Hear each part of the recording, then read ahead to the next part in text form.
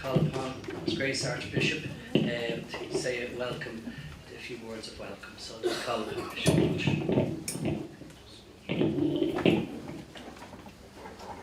Thank you very much, John. So if we just pause for a moment and we give thanks for the gift of our health. We remember those who had to sleep rough last night. Remember those who are struggling with addictions of one form or another. And we remember that everybody is loved personally by God, no matter what their circumstance in life. We pray that through today we may find some way of listening to God's prompting in our hearts and in our minds, so that we may find a way forward in encouraging each person who is struggling with an addiction to find the courage to take the first step. And should they slip along the journey, that they get the courage to pick themselves up again or be helped to be picked up. And in the meantime, may we do what we can through communities to ensure that we provide alternatives to people to the chemical buzz that sometimes can wreck lives. We make our prayer through Christ our Lord. Amen. So thank you, Bishop Walsh. So I'll just call upon Archbishop Dermot to say a few words of welcome. Thank you very much. Again, thanks for taking the journey. I had only about half a mile to come, but I got quite wet getting in and out of the car even, so thanks very much for being here. The Irish Bishops' Drug Initiative, it's a unique response to the challenge of substance abuse in Ireland. It's parish-based to a great extent. It works on a local level and has a wide range of volunteers. And it aims at eliciting community action. And it sees community as the focal point in changing attitudes, but also community as the place where healing and integration of broken lives can be realized. Many young people today are attracted into the world of drinking and drugs because they're told that that would help them to socialize. For some of those, alcohol and drug abuse sadly only open for them a path which is the very opposite of socializing, a path of isolation, marginalization in society and in the community. So the Irish Bishops' Drug Initiative stresses that healing must come from within the community. Community must become the place where broken lives are reached out to, welcomed back, and made into a place of integration and healing. The Bishops' Drug Initiative is not just a type of anti-alcohol moralizing. It's a constructive project to foster responsible use of alcohol within the wider framework of a healthy and responsible lifestyle. The initiative focuses on the damage that substance abuse does to individuals and to society.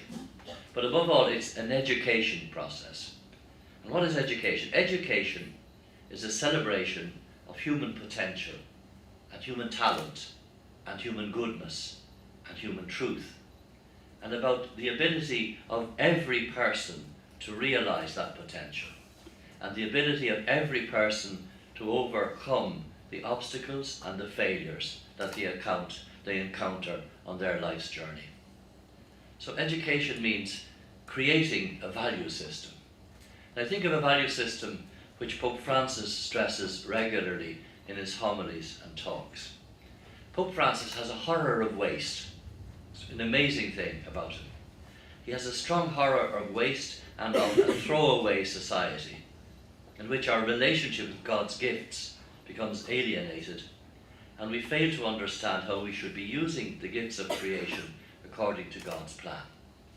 I mean, our throwaway society, just before Christmas we launched here in the Archdiocese of Dublin a programme to replenish the Crosscare Food Bank. And it was the response was extraordinary. But that food bank, on its day-to-day activities, takes food that would have been thrown away and just simply redestines it for people who are hungry. It doesn't create anything, except it just saves this from waste. A culture of moderation is a culture of ecology, of environment, and of solidarity. It's a culture which focuses on what is essential and good and lasting for us.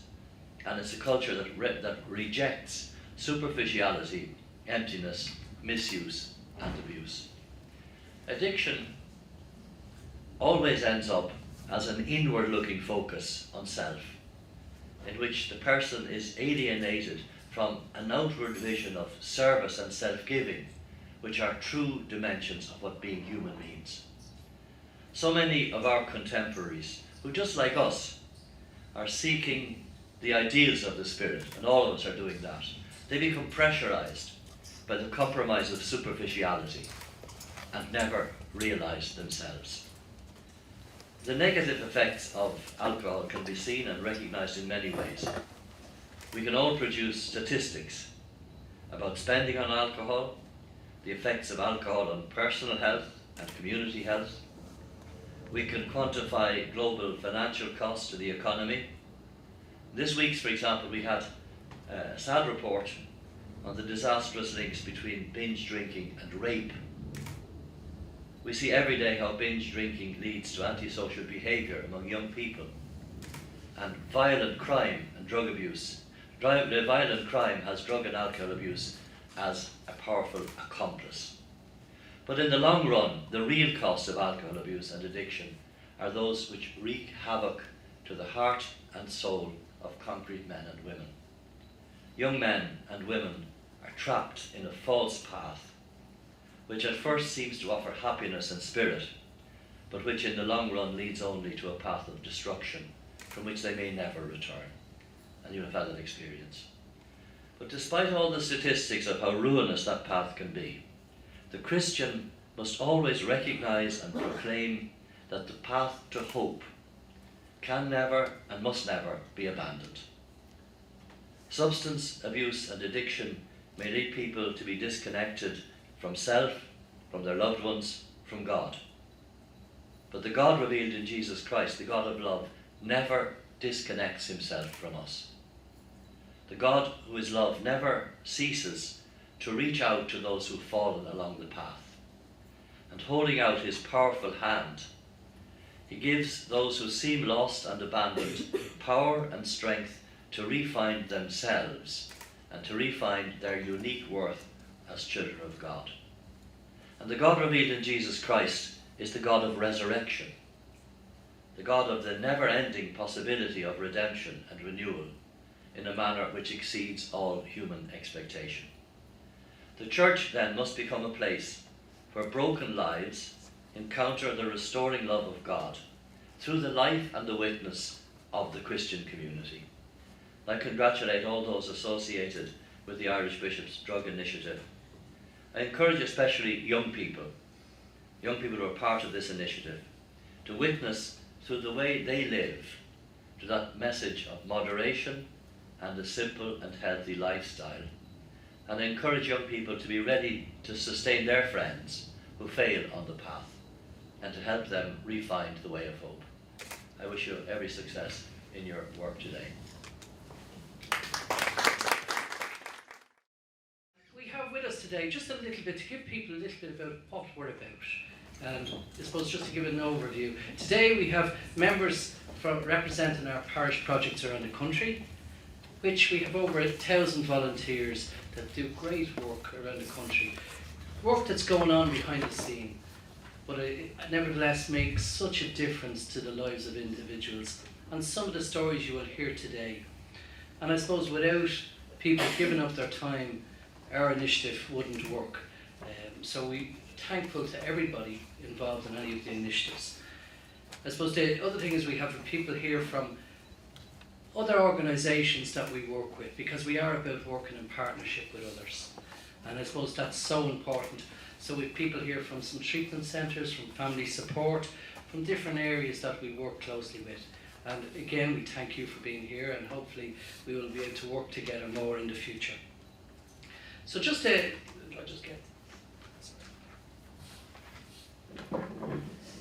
give people an idea of what we're about, I suppose we have on the map, you'll see at the moment we have over 260 parish projects nationwide.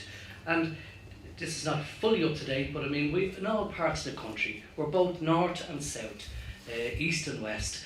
And I suppose that's the great thing about that we're totally national, and it's great to have that selection. We have different people that are representing different dioceses that look after certain dioceses or regions for us, which is wonderful.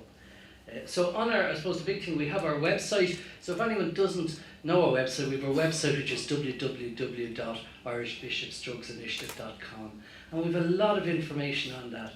We have information and awareness for parishes. We have information for parents. We have information where to get help. We have some videos. We have literature resources that can be used during temperance time and Lenten time. We have lots of different resources on that website. So I'll ask you to maybe check in on it whenever maybe you get a chance, because it's always kept updated and there'll be new things on it. I suppose the thing about our project is all around mobilising parish communities. So it has been proven, I suppose evidence suggests that none of us can deal with alcohol or drug problems. We have to work together. And I suppose that's the great thing about our initiative. When a parish community comes together, they pick certain people from, we try to encourage people from multidisciplinary areas to come together and discuss the problems and look at the gaps, not reinventing what's there already, but looking at the gaps and coming up with some, I suppose coming up with plans to help that. So I suppose that's where we say our parish community adopts this approach and acknowledges that the misuse is too big for anyone. So I mean, just to acknowledge that. Over on the wheel, we'll see that we encourage lots of different people to get involved. The youth is involved so much in our initiatives, voluntary organisations, government agencies, business communities, schools, politicians. The vintners in some areas around the country are involved as well. So I mean, you have to have a discussion with everybody. The initiative helps in different ways, and it is all around trying to reduce the harm caused by alcohol or drugs, prevent it, or also at the same time reaching out to help those and support those and those families affected. So I mean, we have a Christian responsibility to respond in a supportive and loving manner. Our initiative really works in 4 areas. It works, and you'll see lots of information in the packs. It's about information given and awareness, education and training. It's also about alternative activities for young people to get involved in, and then as well as that, offering support and using parish facilities for the likes of support of AA, family support, NA, lots of different areas of support. Just to give you an idea, there's only, these are only a couple of slides to give people an idea. There's so many. They're really, it's amazing. It never amazes me to see the work that goes on in parishes. And I suppose these are just some of the little things that happen in parishes, but they all can play a part in helping prevent. And some of the things we have, youth and faith groups that set up, music groups. There's even down in Piltown, they started off a fruit and vegetable plot for those maybe that are unemployed or suffering with depression. And it builds up the community where they've come together and they meet, when they're down at the plots. And it's a great initiative that people wouldn't think it's different. But I mean, a lot of people, when we went down and recorded them, to hear them talk about how it was when they come together, they feel a sense of belonging, they feel a sense of purpose, it gives them great hope. So that's just one little idea. We've alcohol-free events. During exam time, results of exams, it's a time that young people need to have something, we'll say, organised for them. So some of our parishes organise youth events, alcohol-free discos, or put on movies or games nights. So that's an important time. During St. Patrick's Day weekend, we organise events as well. I wrote down here parish funeral gatherings. I mean, a lot of after the funeral, people would go to local pubs. We try encouraging, and it happens a lot around the country, and some of the people here in the parishes here, they go back to the parish centre and they organise, and they have a group of voluntary people there making tea and sandwiches and soup. And even though people mightn't think of it, that makes a difference. You're not in an environment of alcohol the whole time, and again, it helps in building up the parish as well. So we encourage that. You'll see here today on some of the display stands, we have signposting is a big part of our initiative. It's to just show people where to go for help. There's certain parishes have put up leaflets in the back of their church, have also, to know where, where people can pick up a leaflet and know where to go if they're in need of support. If they're in need to go for treatment, they might know where to go. So that's a simple way. Community activities, family days, organise, some of the projects we'll be talking about that today. Teen seminars, information nights, peer education. We train, 16-year-olds or transition years to go back and train the 6th class or confirmation programme. There's lots of different areas of education we do. Parenting programmes, we're working with CAD as well. We're working with the HSC, so we do lots of education and training program, which you'll hear a lot about today as well. Youth cafes is another thing that, and you'll hear about again from some of our parishes, that they set up, I suppose where young people can be in a safe environment to protect them from having to, I suppose to be on the streets, to be together in a safe environment, to be able to be happy and be around their friends. So we'll talk about that. We do sessions with alcohol awareness, and we work in the 3rd level colleges, and they're the type of areas you're going to hear today. So I suppose you're going to hear a wide variety of areas today, but we are about, I suppose our vision is that every single parish in the country can get involved in this, no matter how small. Some parishes can just put up posters and get a prevention pack and know where to send people. So if a parish just wants to get involved in a very basic way, you can. But also we have levels of activity from 1 to 4, and we'll talk about that later on today as well. But we are about working with others, all for one purpose, in some way to reach out to others to help prevent drug and alcohol problems in the community. And we have lots of different positive responses which we're going to hear today. And I suppose one thing is that, the great thing about this initiative is that there's a parish community in every part, in every village, in every town in the country. So I suppose parishes are ideally situated to be able to reach out to those people affected by alcohol or drugs, which HSC and other communities, they're not able to get into every area. So we have, I suppose it has been acknowledged that we're ideally structured to help and resource the problems.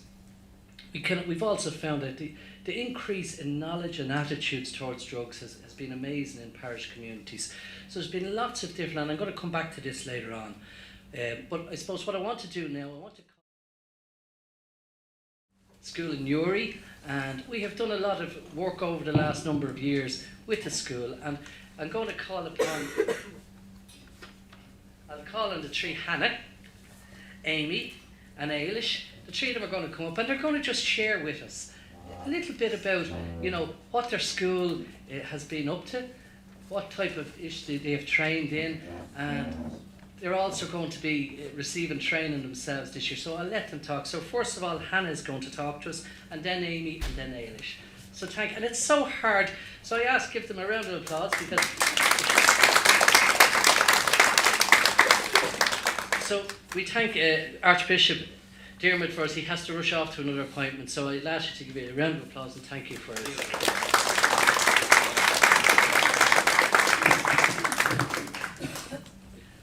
So we thank you for coming, and we're enjoying this. Good morning everyone, and thank you John and Darren for inviting us here today. My name is Hannah, and this is Amy and Ailish Trez. We are 6th year students at Our Lady's Grammar School in Newry, which is an all-girls school with approximately 870 students. Darren and John have worked with our peer ministry groups in past years, and we as members of this year's group hope to have that privilege too. When I was asked, why do young people take drugs and alcohol, I made a list of possible reasons, which included peer pressure, stress, to experiment, to be cool, they're bored, to be able to talk to the opposite sex, to lose their inhibitions, to gain confidence, and to have a good time. And I'm sure you could add many more. If we look at the list of reasons, most of these is due to low self-esteem and a lack of self-confidence. During our PD classes in school and through various subject classes, we have drug, and we include smoking in that, and alcohol programs, and now cyberbullying has been added to those programs, so we could say that we're well informed. I can actually remember in 3rd year we had a talk from the drug squad from the PSNI, It scared the life out of us. It really made me think about the damages that drugs and alcohol can have on your body. So this morning we're going to look at one initiative that arose from our peer ministry groups with Darren and John. In our school community, we feel that while it's very important to be aware of the dangers of drug and alcohol abuse and the effects that they have on our minds and bodies, the best way to combat the problem is to work on having a high self-esteem and good self-confidence, which will hopefully give us the ability to say no. We feel that one of the best ways to get the message across is through peer ministry, as young people are more likely to be influenced by other young people. With that in mind, our peer ministry group attend a 2-day intensive training programme with Darren and John in Drummondine, with the view to working with our second years who are between 12 and 13 years old. We hold a day's workshop with them entitled Saying No, and then the group members are divided and assigned to our second year form classes for follow-up work with the girls and with the help from their form class teacher. So we have a couple of wee books here that we'll leave for you to have a look at to show you the sort of work that we do.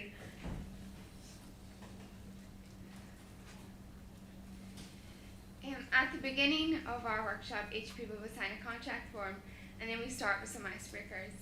For our workshop day, we have 4 topics: 2 groups dealing with alcohol and another two dealing with drugs, both looking at the effects and dangers of drugs and alcohol. Within these groups, we try to stay away from giving too much information about the types of drugs, etc., and concentrate mostly on why people drink or take drugs, and then looking at other alternatives. Another 2 groups concentrate on building skills for self-esteem, and we look at what constitutes low, middle and high self-esteem. We bring in dealing with cyberbullying as well here. And finally, 2 groups dealing with listening skills and decision making. For example, the girls break up into 2s and small groups according to the activity and experience the importance of listening and being listened to, and are given scenarios to make decisions on. Each student will attend 4 workshops, and the follow-up work, as Amy has said, is then done in form classes at personal development time. At the end, there's an evaluation which will help us when planning for next year. We will not go into the information given and activities used in each of the groups, but we have brought some examples of the activities that have been used in the past, which you can have a look at if interested. To end, we would like to say thank you to John and Darren for all the work that they have done with our peer ministry groups in the past and will hopefully do in the future. And we look forward to working with both of you. Thank you for listening to us.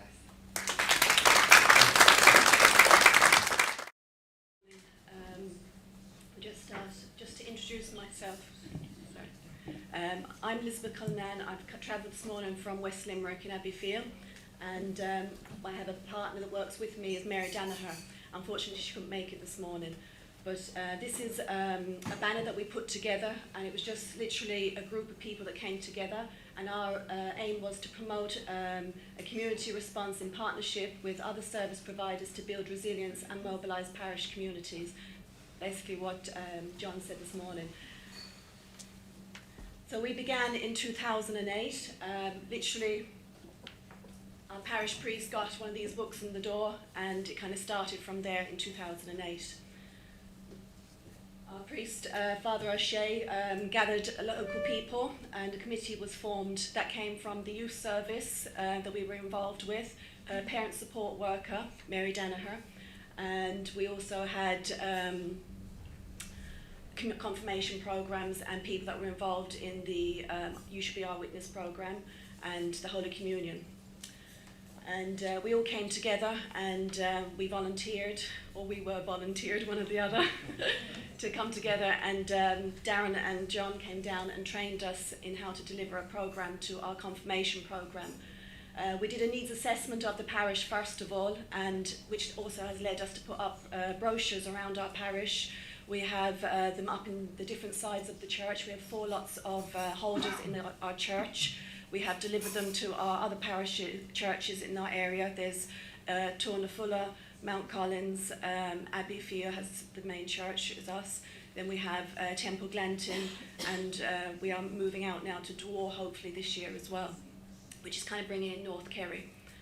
And we keep those stocked up, and we also have them in the library, our local library. We sponsor them, and we've also put them up in the St Ida's Hall, which is where our young people meet for the youth clubs. We have over 200 people in the youth clubs between the Friday and the Saturday nights. And so we have different leaflets there, and it covers alcohol, drugs, it covers mental health issues, it covers rehab, where to go to get help, and careers for kids as well. So there's loads of different areas that we've kind of branched out into. And if people we have a website as well and an email address. If anyone wants to get in touch with us, they can contact us that way, or through telephone as well, or through the parish priest, and they can leave information of what they feel that the needs need to be addressed. So the outcome from that was that the parents and the young people felt that they lacked information, so the awareness and education training was involved. So then we went on, we had the parish and the schools. We have the 5 national schools in Abbeyfield involved, and as I say, Temple Glanton and hopefully Dewar will come into that now this year. We link in with Abbeyfield for the confirmation programme, because we have confirmation every year, whereas Arte and Temple Glanton and the other surrounding parish, they're smaller, so they have it every second year, so we kind of link in with them every second year. We go into the schools, myself and Mary Danaher go into the transition year students every year, and we spend 3 full days training them. We were there this Wednesday, and we were there this Friday, and we're going to be there again on Monday, and we're going to spend time travelling, going through all the different topics from communication skills, and I'll go through a few topics in a minute. And we link in with the parents then as well on those evenings. And I'm involved with the Midwest Regional Drugs Task Force, and that's where we get a lot of our funding from as well. I'm a representative on the Voluntary Cluster Group and on the Education and Prevention. So I feel that what we're doing in Abbeyfield and the surrounding parishes is brought back to the table, and the information is going higher up. For the transition year programme then, we deal with communication skills, and we help how the children actually process information, because we're aware today that a lot of kids have special needs as well, so they may have issues, and everyone learns differently. That's one thing we learned ourselves. So how they process information. Some people like to be stimulated through PowerPoints. A lot of other kids prefer brainstorming. Others prefer activities with worksheets. So we kind of bring all that together, and so that way it appeals to everyone, because you're not going to catch everyone the first time. And we look at types of behaviour. We highlight refusal skills. We talk about the substances. That includes smoking, alcohol, and all the different types of drugs. We find out what they know first of all, and then we kind of put them in the right direction and give them the information that they may have been missing. We look at the effects of the use, the consequences, and the attitudes. We look at what costs to the society, what costs in the home, those type of things, as well as in the person themselves. We look at healthy life choices, natural highs and moderation. We use the Dare to Dream DVD there. It comes in. We get a great response from the girls as well when Dara talks about her job in the aircraft going up, how she likes to have a drink, but she does it in moderation. That's important. We don't talk about zero tolerance. We have to be realistic. Young people are going to experiment, and so we found that video is very good. And it talks about the sports person then as well, how they lost out and on their dream, and how he went down the road of alcoholism, but he was able to get help and recognise that through a course that he was doing. So we bring all that into it, and we talk about self-esteem and confidence and mentoring, because those young people, those transition year students, will go back into the 6th class students and deliver this programme. And when those 6th class students come into the new school, then they have someone that they recognise in that school. So that's the mentoring side of going in there. We talk about friendships for the 6th class students, and we talk about relationships for the transition years and how they're influenced each other. We talk about bullying and conflict resolution, and how violence isn't an option. It's how to resolve conflict, really.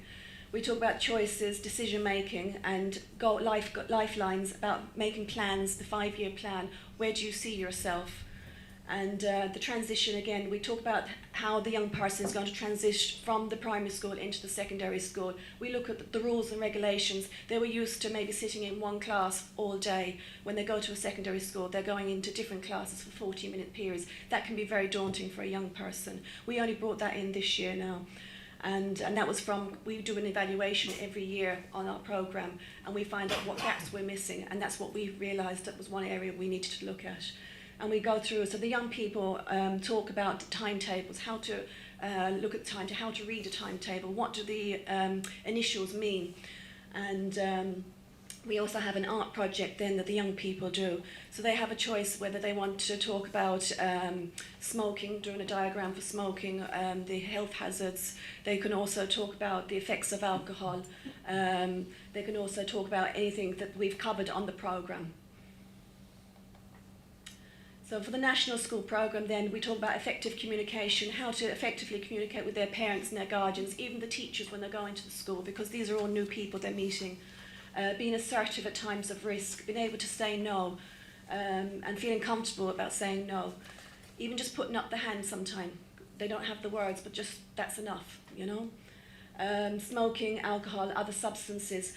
We don't actually tell them about the drugs. We ask them what do they know, what words, because sometimes they actually don't know.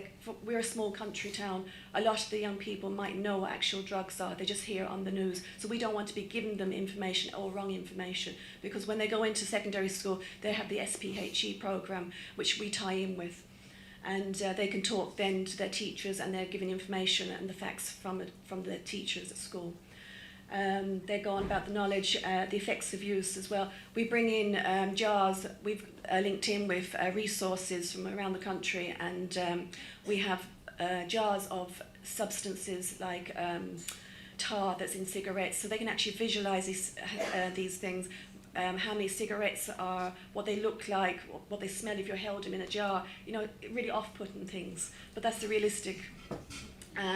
Friends as well, their influences, the natural highs. Going shopping for a girl can be great.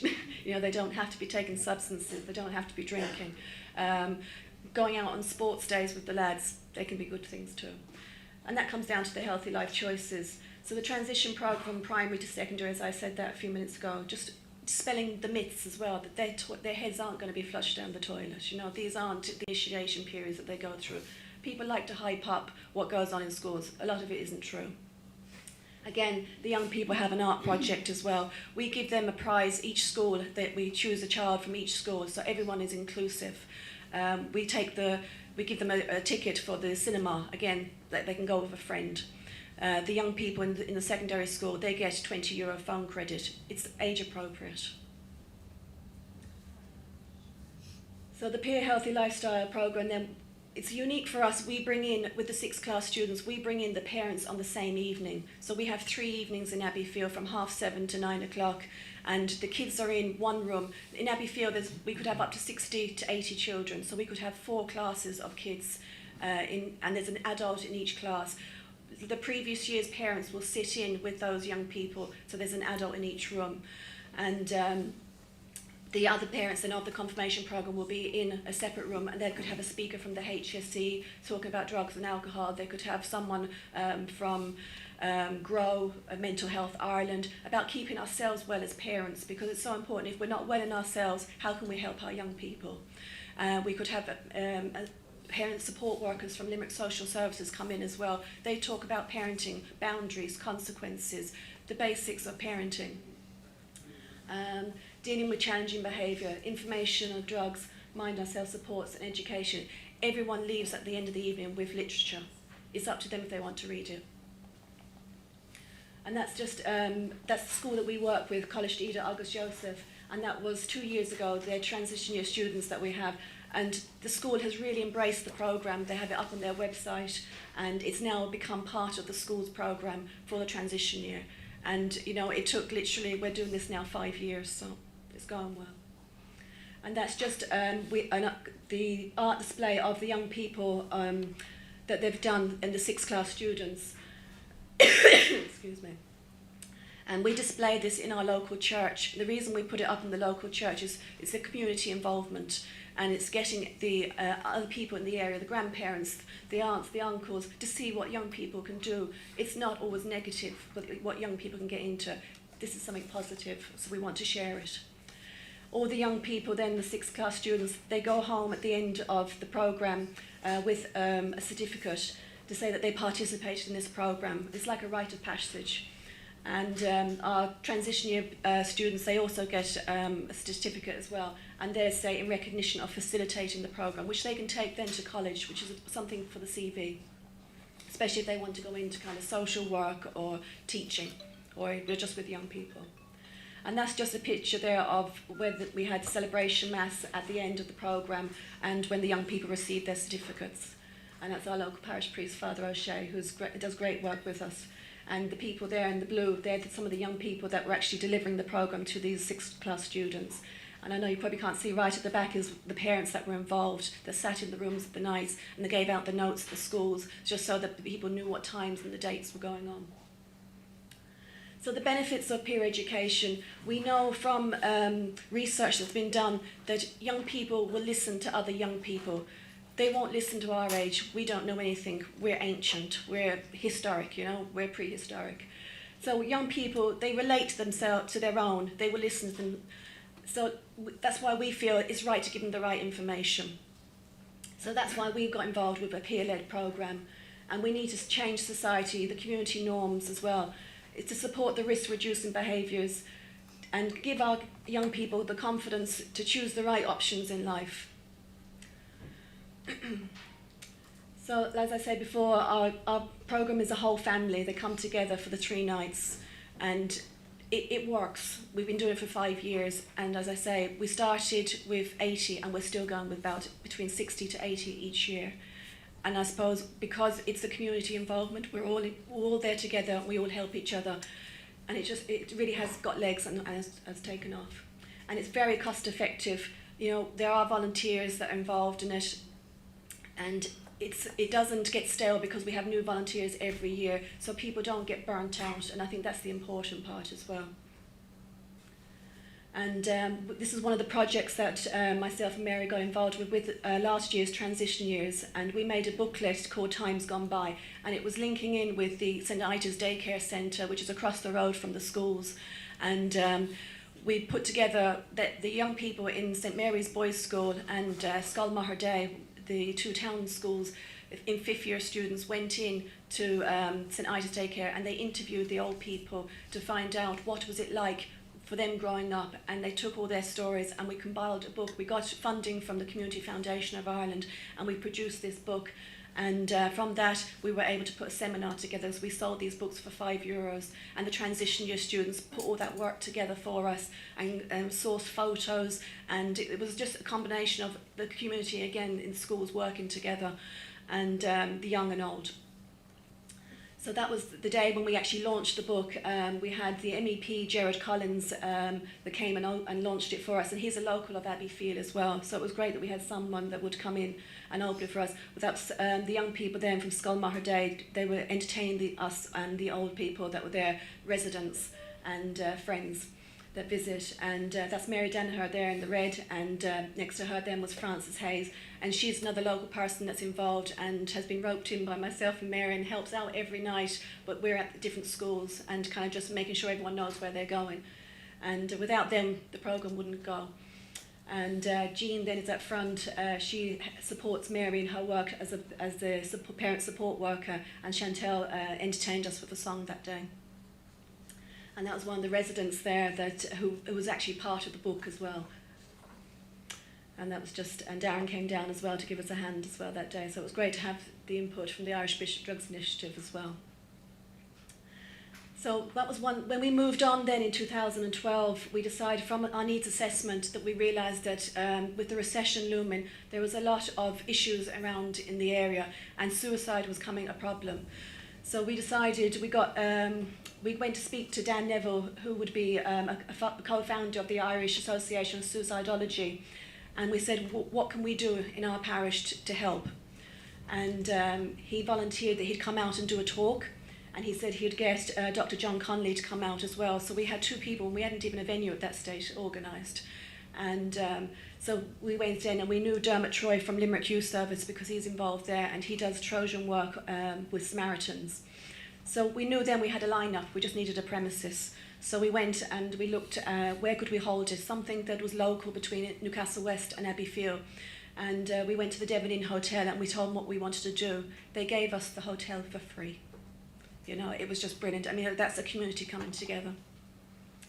So we decided then that they gave us the ballroom. It was massive. And we said, how are we going to fill this? Because we won't get that many people. We got 100 people that day. we were surprised.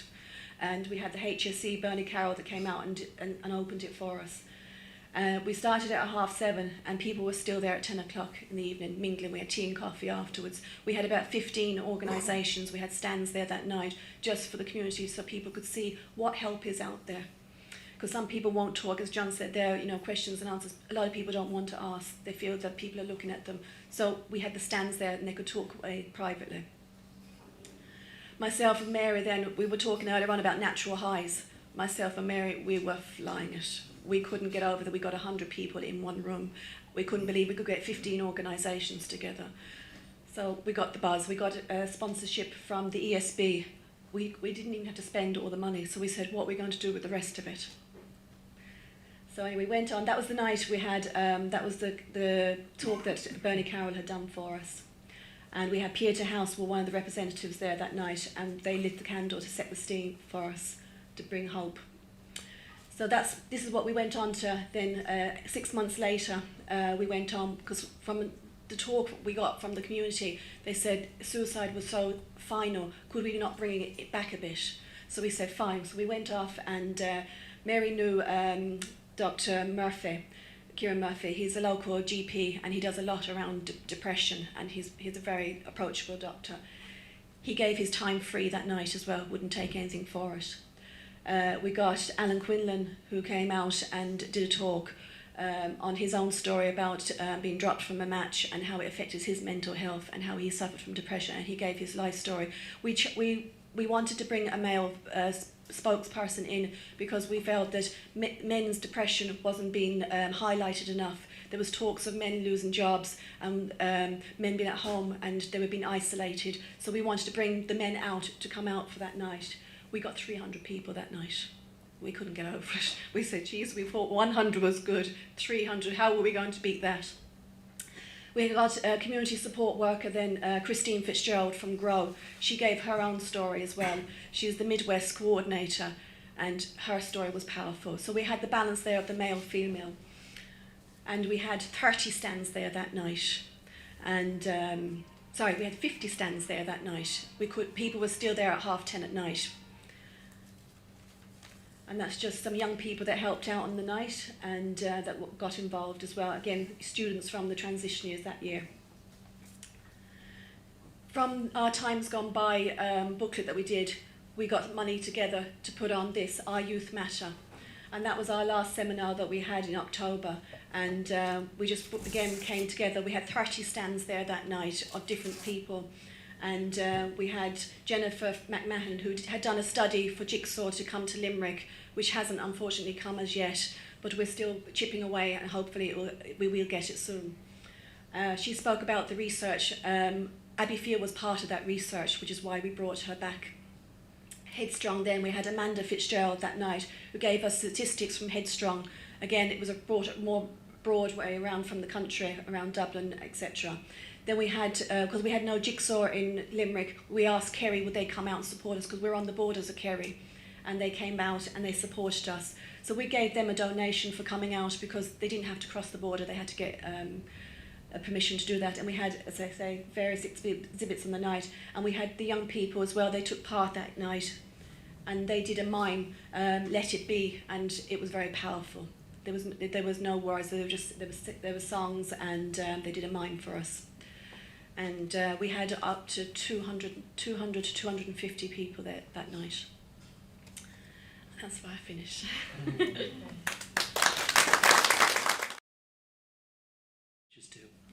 We're just going to continue because it's important. What we want to give people, we wanted to give people a feel of, from the young people's point of view, from a parish point of view, from the peer education. We're just going to have two other little talks before we stop then, have a cup of tea and people can get a chance to mingle. What happens, I suppose, we're going to look at two other things before we have a cup of tea. One is what happens from a diocesan point of view. So from a diocesan point of view, what can a diocese do? Is it possible that a diocese can intervene? And we have representatives, and I call upon Anne. Anne is from Down and Connor Diocese, and she'll tell you a little bit about how they got together, and although they're fairly new to it, but she's going to explain just briefly what a diocese can do. Okay, good morning everybody. As John said, my name is Anne McDermott. I've come down this morning from Belfast with my colleague Martin Bradley. Martin and I are part of what we call a diocesan advisory group. And I just, as John said, we're not very long in existence, and I'm very glad of the opportunity just to talk through how we came to be and what we think we're about. Just before we start, if you just notice the logos at the start of the presentation, that sort of pulls it all together for us. We are part of affiliated to the Irish Bishops' Conference, obviously. We've got our Down and Connor logo up there, and we have our IBDI logo at the bottom. And the other one at the top is the logo of our public health agency. And as a diocesan group, we are very grateful to the Public Health Agency in Northern Ireland because they have given us a tremendous amount of support over the last 2 years.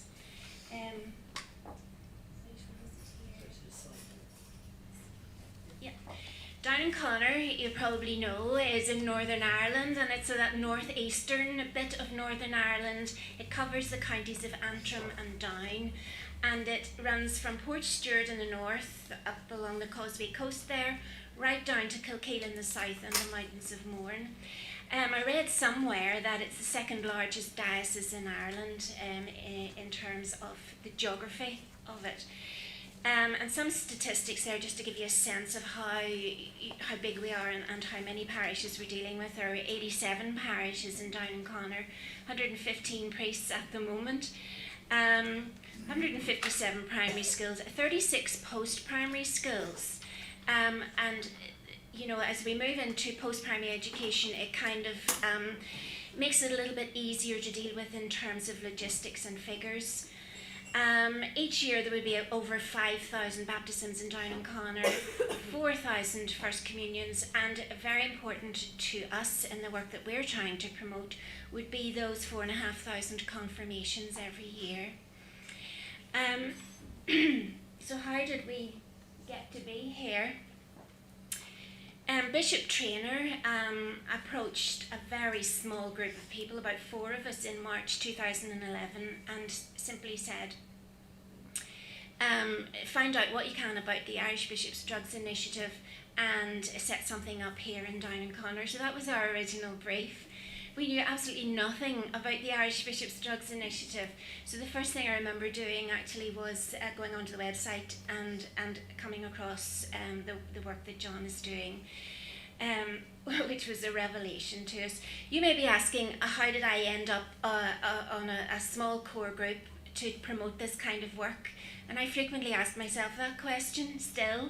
The reason is very simple. I have a background in education. I had recently retired, and over a cup of coffee I happened to say to my parish priest one evening, you know, Father, I'm retiring now, so if there are any wee jobs need doing, I'm quite happy to help out. The next thing was I got a phone call from the bishop's office saying we have a wee job for you, so that's how I got here. I have no background at all in relation to substance misuse, but I must say over the last 2 years I've learned quite a bit. A small core of us sat down to think, well, what does the bishop want us to do here really? And we thought we better get some people around this table who actually know something about this. So we sort of hands on shoulders, we just approached people from a health background. So we have 1 or 2 health professionals on our group. People from an education background. We have representatives from our Down and Connor Youth Service. We have some people around the table who are involved in drugs and alcohol outreach work, not necessarily in parishes, I have to say. And we also have people around the table who work with the homeless. We also thought it would be important to have, from time to time, access to our policing and justice system. So we identified a number of willing and interested people and got them around the table and thought that we said the bishop has asked us to do this, so let's see what it is we're trying to do here. The first thing we did was we went out to our 87 parishes, to our parish priests, and said, look, tell us how it is for you. Is substance misuse a real issue for you in your parish? And if it is, can you tell us about some of the things that are going on?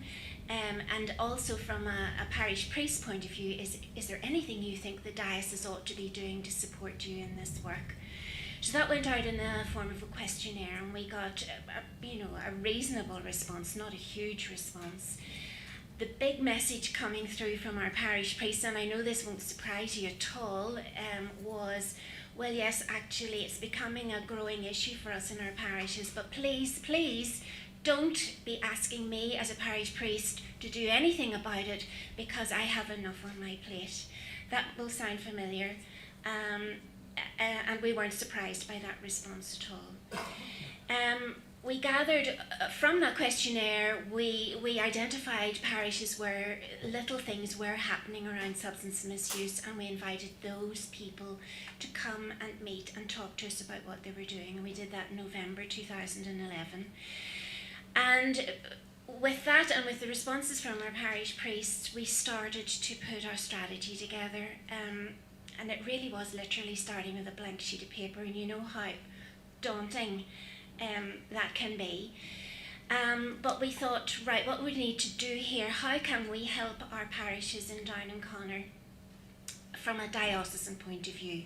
And we put a paper together and sent it back into the bishop's office for his ratification. So what is it that we're trying to achieve as a diocesan advisory group? We're certainly not frontline practitioners. We're not out there doing it on the ground. But as a diocesan agency, I suppose we come together to try to do what we can to support our parishes with this particular issue of substance misuse. We put together what we call a vision statement. We did it 2 years ago when we didn't really know what we were in business for. 2 years down the line, we're at the stage now where we need to come back to this. We need to look at this vision again, and we need to look at our strategy again and make sure that it is fit for purpose, now that we know a little bit more about our diocese and about the needs within our diocese. When we thought about, well, what is it we're trying to do here, and up front and up foremost was this notion of sharing information. We were pleasantly surprised at the number of small things that are happening across our diocese, but the disappointing thing is that nobody else seems to know anything about them. Lots of good work going on in little pockets, but that is not being disseminated. So we felt there was an important role for a diocesan group to find out what's happening across the diocese and start to find ways of sharing that information. So we were doing that in a number of different ways, and we send out regular updates to each parish priest through the bishop's office. We send out information, a sort of an information update, and we try to keep substance misuse on the agenda for our parish priests. As John has referred to, we do a lot of signposting, and we were so delighted to get funding from the Public Health Agency to produce our little booklet, our signpost booklet. There are copies of it down there on the table at the back, and you're more than welcome to take one of those away with you. And I know that we have come to an agreement with the National Executive of IBDI that little booklet can be taken and can be reproduced for any communities in the south of Ireland. You just need to change some of the signposting information inside it. That little booklet has gone out to every parish. Each parish got about 200 copies of the booklet. So when you go into our churches across Down and Connor, hopefully you'll see the little booklet down at the back somewhere. Hopefully people are lifting it and looking at it. And it is becoming, we are getting feedback that it is being recognised now, and people are certainly very grateful to have that resource. I've said that we are working as much as we can with our statutory agencies in Northern Ireland, and we're getting a lot of support from them, and also other voluntary agencies throughout Down and Connor. Particularly the Pioneers, St Vincent de Paul, the Welcome organisation that looks after homeless people, and so on. We are looking at what is already available out there across our diocese and finding ways of, as I've said already, of disseminating information and resources across the diocese. And we also see a role for ourselves in terms of education and training. Not that we're going out to do it ourselves, but pulling together information from other providers and other trainers and making that information available to our parishes. Now that was all well and good as a strategy. It seemed perfectly reasonable. The difficulty with any diocesan commission or diocesan organisation is that it's very easy to become isolated in your own little bubble. There are diocesan commissions and agencies working away there across Down and Connor, and an awful lot of people know absolutely nothing about them. We realised early on that as a diocesan strategic group, we needed to be very aware of who else was out there in the diocese and what they were doing, whether it was in terms of family support or the youth commission or whatever else was out there. We felt that the only way we were going to make things happen was if we joined up with other diocesan organisations, made them aware that we're here and that we have some information and some expertise that we can share, and we can mutually support each other in our work. But it was very interesting. I don't know whether the Holy Spirit is at work here or not, but just as we were trying to get ourselves up and running, Bishop Traynor instigated what he called a listening process across our diocese. This was in 2011. And it was quite a courageous decision to take. What it meant was going out into our parishes, bringing people together and asking them about the state of the church. What do you think about our church? What do you think about our diocese? What's going well? What are our difficulties at the minute, and what can we do as a diocese to move forward? That process started in 2011, and it has culminated in the creation of a diocesan pastoral council and a diocesan pastoral plan. This is actually quite exciting because suddenly, as a diocesan committee, we could see where we might fit into the greater picture across the diocese. And we felt very strongly that if we could get substance misuse as an item on the diocesan agenda and get it linked in there to the diocesan themes, the pastoral themes, then that would provide an impetus for our work, and it would give a credibility to our work, and it could actually provide some resources for our work. So we're absolutely delighted at the moment that in Down and Connor things are moving forward at some speed, I have to say. We now have our diocesan pastoral plan with 5 big pastoral themes in it. One of those themes is an open and welcoming church. And we see that perhaps the work that we want to promote could fit very nicely into open and welcoming church in terms of reaching out to those who feel isolated or those who feel that there's no place for them in our church. There's another big theme in the plan which is around passing on the faith, and that's looking at children's liturgy and youth faith development. And again, we can see a place for us in there if we can use that pastoral theme of passing on the faith to start pushing forward some of the ideas and the hopes and aspirations that we have around substance misuse. So that's all quite exciting for us at the moment, and as I've said, we're beginning now to find our place as a diocesan committee, and we're starting then to build up our networks and our relationships across the diocese. So where next for us then? As I've said, we need to make sure that our strategy around drug and alcohol misuse is incorporated within the diocesan pastoral plan. We need to continue linking with other diocesan commissions, for example, the Living Youth Commission and the Family Life Forum, because that's where we fit, that's where our business will be. In terms of passing on the faith, the diocesan pastoral plan refers to the gift programme Growing in Faith Together.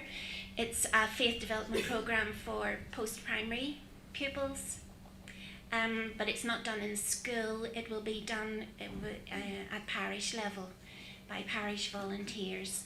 So what we're hoping to do then, that they would be our 12, 13, 14, 15-year-olds. We're going to work with the Youth Commission to introduce modules around substance misuse into the gift programme, and that way we'll get our messages hopefully into projects at parish level. And we're also looking at how we can incorporate some of these big messages too within the John Paul II Award. And I know that some of that work is already going on in the south of Ireland. We want to develop our web. We don't have a website yet, but what we want to do is create a web page that will link Down and Connor into IBDI in Maynooth, and also will link IBDI in Down and Connor into our Down and Connor diocesan website. And then pushing our work out into parishes. I suppose ultimately what we want to see are lots of little projects like the ones we're hearing about today, developing across Down and Connor.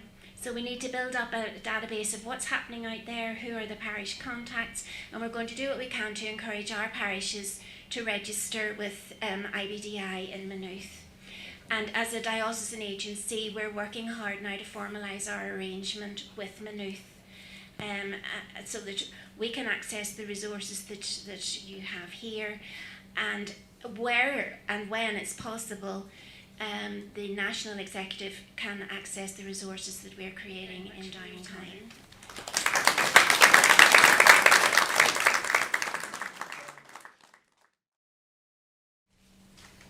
Good morning, everyone. My name is David Conway, and I suppose I lived in a parish and I was never involved in a parish. I went to Mass on a Sunday, but other than that I was never involved. And through the Irish Bishop's Drug Initiative and our then local parish priest, Father Eamon O'Gorman, he asked me to come along one night. I was after having an accident in work and my health was after deteriorating. And he asked me one night to go to Hilltown, to the community centre. He said, we're having a get together and we're talking about drugs and how we can stop young people from taking drugs and all that kind of thing. So I said, look, nothing better to do. So I came in and I walked in, and that was October the 20th, 2006. And I suppose it's after changing my life. To get the nickname now of being the curate in the parish is one of the things that people say to you. I'm fully working. I'm a voluntary worker in the parish, but I'm working full. You could say I'm working nearly full time, in every aspect, in running the parish hall, in working with the old people, the young people, and things like that. But basically, what Liz from Abbeyfield, we basically do the same type of programme, and Sarah here from Temple Oran Parish in Hilltown, they do the same kind of programme as well. But I'll just give you a little letter, just to give you a flavour of what a student. We have a lot of German students because we have a secondary school in Munkind, Cláiste Cosisiúr, and we have a lot of German exchange students coming over. So it's in a little bit of broken English, but I'll just tell you the impact that the initiative can have on an individual. This is from Yasmin, and she was here from September, and she just left last Saturday morning. And she says, thank you so much to make my time in Ireland something special and unforgettable. I joined Drug Awareness not only because I wanted to learn something about drugs, but because I wanted to get involved and make friends. I enjoyed to meet others once a week and loved to talk about everything. It was always funny and I had a great time. In the first weeks it was a little bit difficult to understand everything, but soon it was grand. I think it's great what you do, to tell teenagers about drugs without making them feel like they're in school. It was great to go to the pictures all together. I wish we had something like that in Germany as well. And of course the fun and the drug education. That's a great idea and I absolutely love it. thank you for everything. I'm going to miss you all, Yasmin. So that's what a girl from, we say Germany, you know, the Masters of Europe and things like that. That is what a young girl from Germany that came over and spent 6 months in Ireland. That's the impact that the drug initiative has had on her. But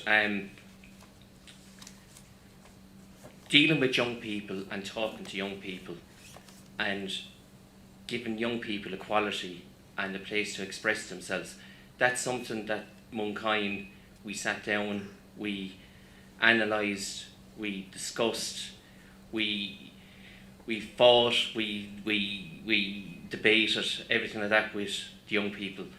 And young people came to us and said, right, you're saying all this, what's our parish doing for us? What's our parish offering us? Right, they say to us, go to Mass, to go, but what are ye offering us? So basically what we done was, we sat down and we put a project together. They wanted a safe, warm, fun place. Our community centre is a fantastic facility, and we have fantastic, being from Kilkenny, we have fantastic sporting facilities.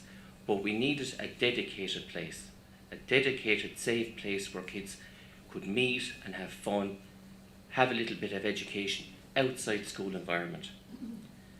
So basically we went around and we went to the Department of Youth and Children, we went to the county councils, we went to Kilkenny Leader Partnership, and we put a proposal to them. Now before we put a proposal to them, we had to set up a limited company because the drug initiative in Moonkind couldn't do it alone. So we have people from the drama, we have people from the Twin Association, we have people from the soccer, we have people from the GA, we have people from the drug initiative as well.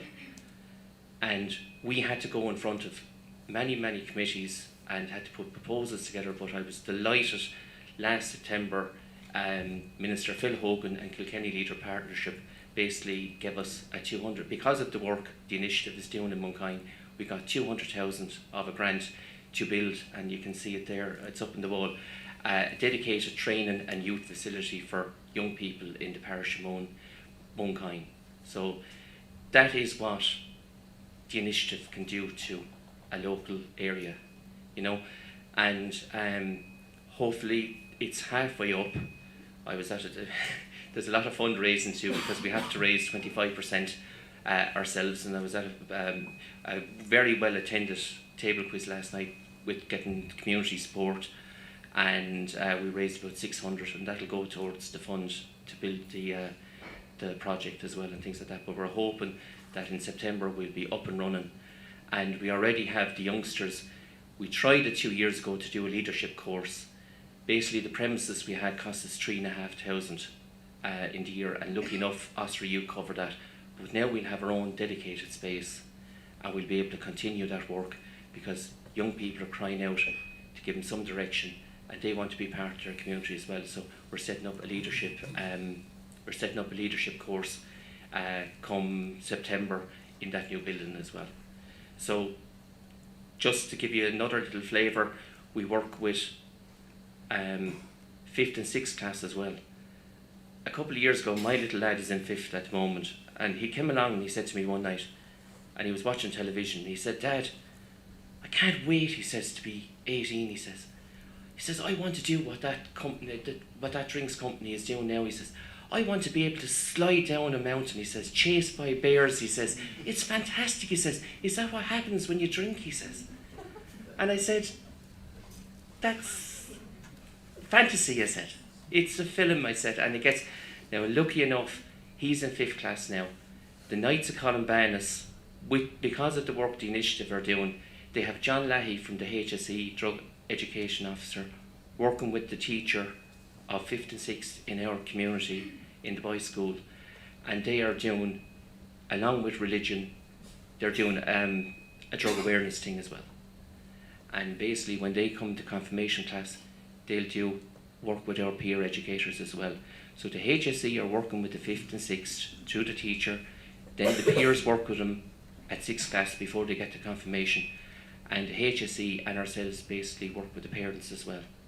So it's cooperation with the parish, the HSE the Knights of Columbanus and all the other agencies that support us. So look, the young people, the peers get the Goshka Awards and they get the John Paul II Awards.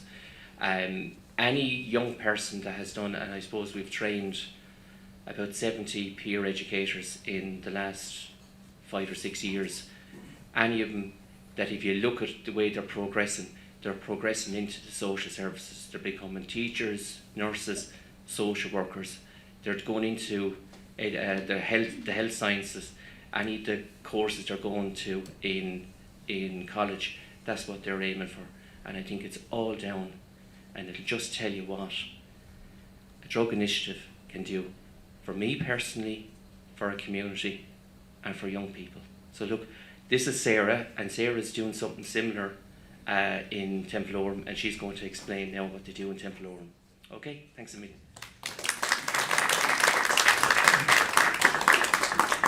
Thanks, Davy.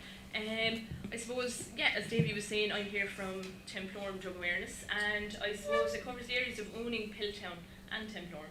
It first ran the programme back in 2007 with Catherine and Shay, and it's continued every year since.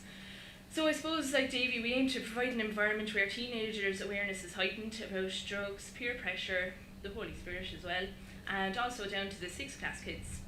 So I suppose it's a community-based, peer-led programme. So like the other groups that we're talking here today, community-based and peer-led, these approaches have proved to be very effective when communicating with our local teenagers, we've found over the years. A total of 104 transition year students have experienced the programme since its beginning. Our programme is delivered to transition year students over 6 to 8 weeks. We invite the TY students to the programme by visiting them in their nearby secondary schools. Thereafter, we devise the programme for the 6 weeks. The topics we explore include drug facts, attitudes to drugs, peer pressure, where to find help, and presentation skills. Firstly, however, we ask the teenagers how much they know already, just to kind of get a good scope of where they're at. Is there anything they'd like to learn, anything they're not sure of? We look at the drug facts then for the first 2 weeks.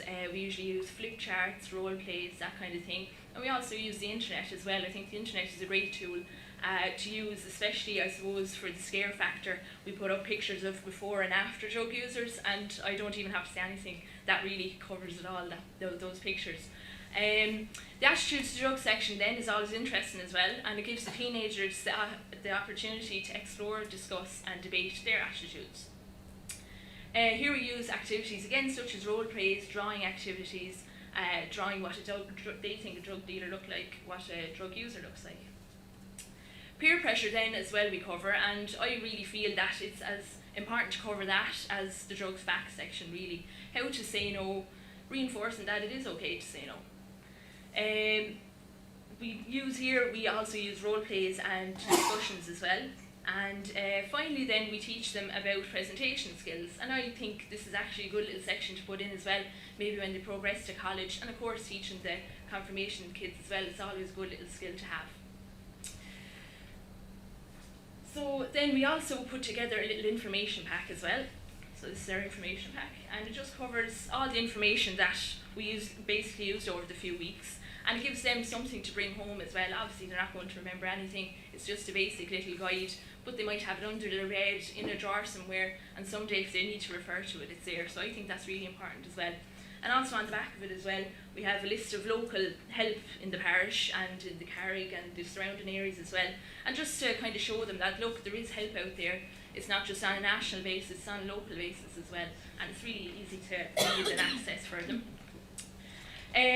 Finally then, the transition year students then share their experiences with the confirmation kids over 3 weeks, and here we are currently in the second night of it now. We started last Monday, and we're delighted with the turnout.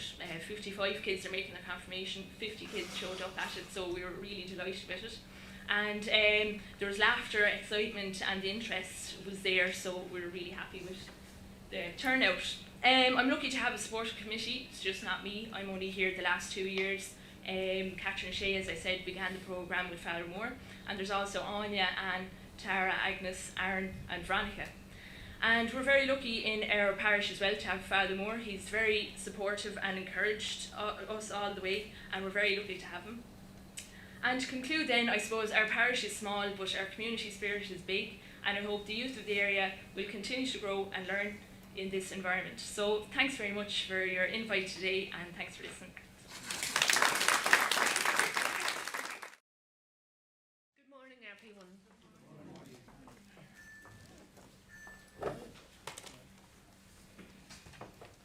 Okay, this morning I hope to share my experience of working in collaboration with the Irish Bishops Drug Initiative in a third level setting. As John said, I work in DKIT. I'm actually a lecturer in culinary arts there, and again we have a multidisciplinary working group that is working towards our health initiative, which is Fit for Life. So I'm going to speak about Fit for Life, and then looking again at how we work in partnership with other agencies. And as I was asked, you know, if there are other chaplains here or other colleges or schools as to how they could take our model and maybe try and apply it within their own setting. So first things first then, what is Fit for Life? Fit for Life is an annual health promotion programme to encourage the DKIT community, and that's both staff and students, to get active, get involved and live life. The aim then is to create an imaginative and fun awareness campaign on topical issues which are significant to balancing both work and play. So some of the activities that we have had have centred around the following: health awareness, alcohol awareness, fitness, positive mental health, nutrition and responsible sexual behaviour. So we have the advert for this year's activities. We just started back a new semester on Monday, and we've started with a bang because we've just started with the promotion this semester already. You can see there that it's running for a month. The programme itself, Fit for Life, I suppose we've become victims of our success. Initially we started off maybe about 8 years ago, and everything was crammed into the 1 week. And while there was a great buzz about the college, for the likes of those involved, I was knackered, because I still had to teach. And you were still running around setting up displays, making sure guest speakers were, you know, sort of looked after, etc. And as well as that, I think it was nearly too much too soon, because there was some things that were missed during the week of activities as well. So we looked at different ways as to how we could evolve, and again that happened whereby we maybe had a 3-week programme or a 4-week programme. 1 year we ran sort of the whole length of Lent, whereby we started on an Ash Wednesday. So again, it's just looking at different ways. The longer way probably works, because again you can drip feed your information.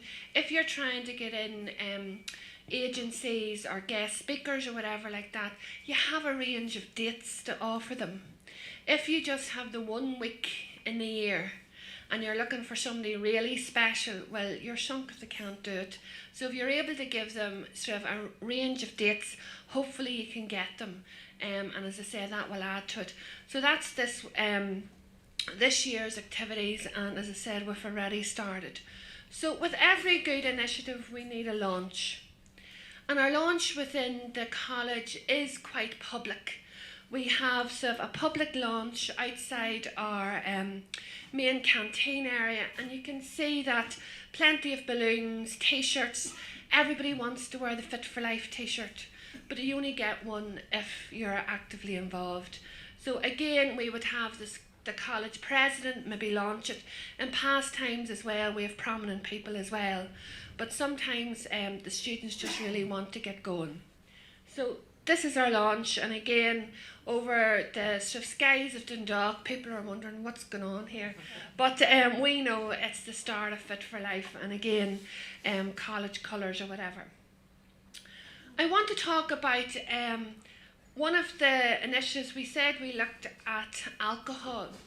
And again, within a college community, you can imagine, you know, there's very much drink is nearly more important than classes.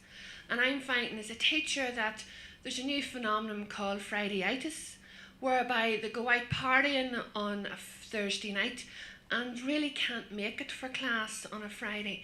So there's a whole sort of, I suppose, growth of sort of alcohol, and most students, well, some students are there just simply for the drink.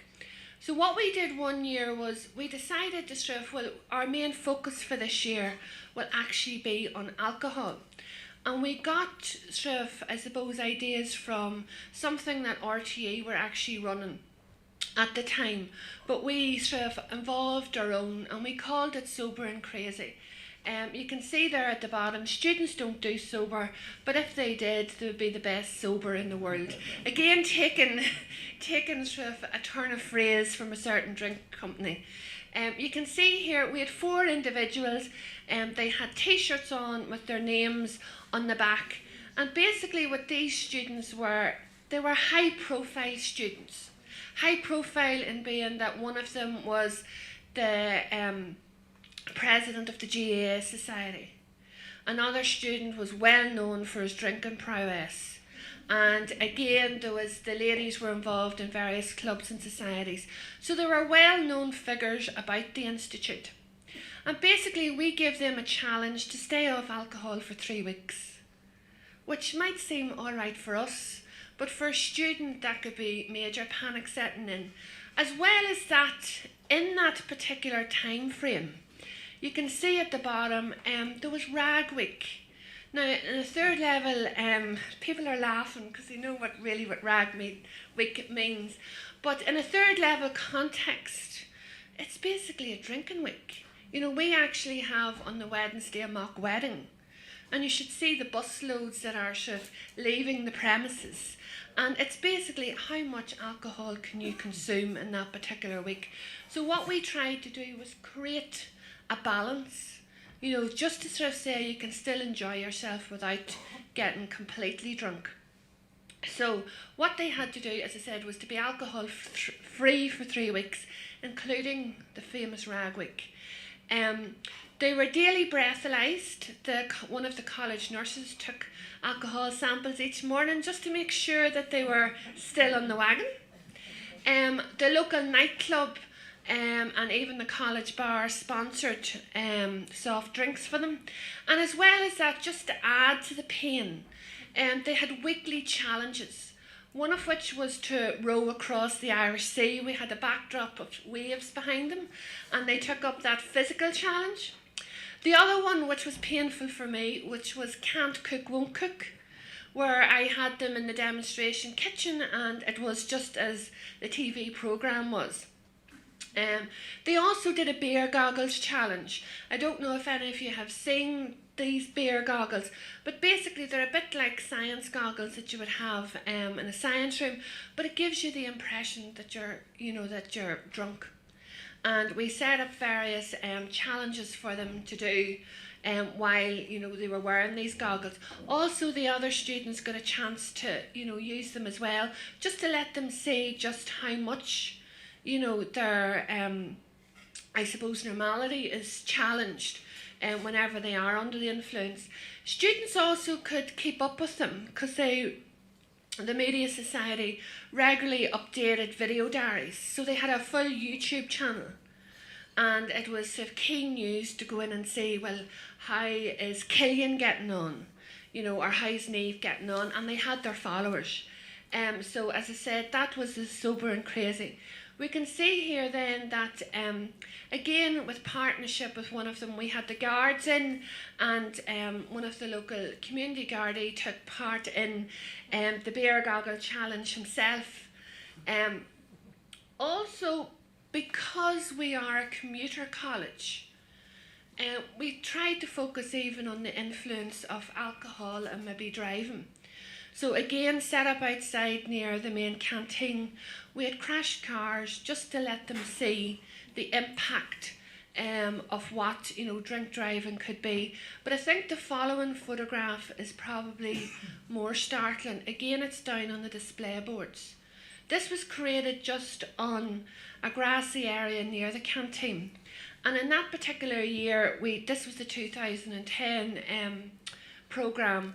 There was 279 people killed in County Louth alone, sort of in the catchment area of Louth, Meath, Monaghan, etc., that had died on road accidents. And what we had actually done was put crosses, and we'd actually sort of raided the student bar and put glass bottles and actually odd shoes, just so that it could sort of mean a life was lost again due to those that were killed on the roads. And let me tell you, that was actually quite startling, because people did stop. They were wondering initially what was it, because they could see it up, but we didn't have the sign up at that stage, and it did cause, well, what are they on about? So again, your visuals are important, you know, in creating a message. So celebrating success then. There was a huge buzz amongst the college. Everybody was on board. Lecturers were on board as well. Students were on board. And it was that sense of we're doing something and people are, I suppose, being informed about it. At the end of their challenge, the sober and crazy participants were paraded in at our annual Sports and Societies Awards. This is an award that we have each year that individuals involved in extracurricular activity are basically celebrated or whatever. So they paraded into We Are the Champions, and they were sort of the champions or whatever at that time because they had survived alcohol free. At the award that year, they also won Best Event for the award, or for the awards that year, as it was the best event in the college. Further to that, each third level college can nominate individuals, events, societies or whatever to the BICS Awards, which is the board of the Irish colleges. This takes on board all third level colleges, both north and south, and I suppose celebrates extracurricular activity. Now the students involved had to produce a portfolio and they were also interviewed, so it's a 2-day process. We also had letters of recommendation from the Irish Bishops' Drug Initiative, and we thought, yes, we have it in the bag. Did we win? No. We lost by half a point to an Anne Summers party in a certain university which has clerical association, but we won't say anything more. But sorry, that came out completely wrong. Darren was patiently waiting to see, well, how did you get on, and I had to break the unfortunate news. And let me tell you, there was tears, the amount of effort and hard work that those students had put into it. But on reflection, they were asked, would you do it again? And they said, yeah. So the winning wasn't the issue there, it was the taking part. So as I said, even within a college situation, you know, you can celebrate success. I just want to speak then about how do you take it forward. Okay, I talk about collaboration, both in-house and then externally as well. As I said, I'm a member of staff, so within our working group we had members of staff from various disciplines, obviously the expertise, we have health and fitness, community sports leadership, the likes of myself teaches nutrition. So we had the expertise in-house that way as well. We also had engagement with Student Union. The Students' Union, while they're promoting Rag Week, still encouraged us in our endeavours. And again, the support there from Student Services. Student Services would include the health team, be it the doctor, nurse, the counsellors as well, also chaplaincy. And again, some of the things that we were running, the likes of the medical team and counsellors were there if in the event of. We also then had the help from the students. And where did you get this from? You would find that students that are actively involved in their society will do that for something else as well. So again, you know, we used their help in sort of pulling the thing together. External help then came from the Health Service Executive. You have to look outside as to who you can use.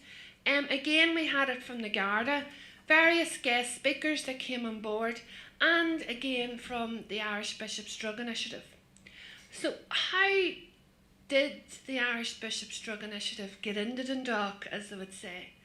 Well, it was a personal invite from myself, As John said, I'm actually a parish youth leader in Newry Parish, and I experienced their work both in my own diocese and again was at seminars that they'd given.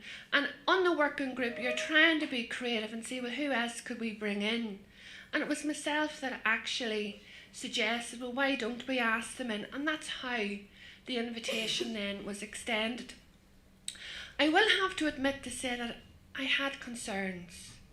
I had concerns, be it from that it was a church-based agency. How would that sit within a college situation? And I have to say they were unfounded. I was lucky insofar as the student union president at the time was actually a past student of mine. And again, you didn't have that resistance there as well.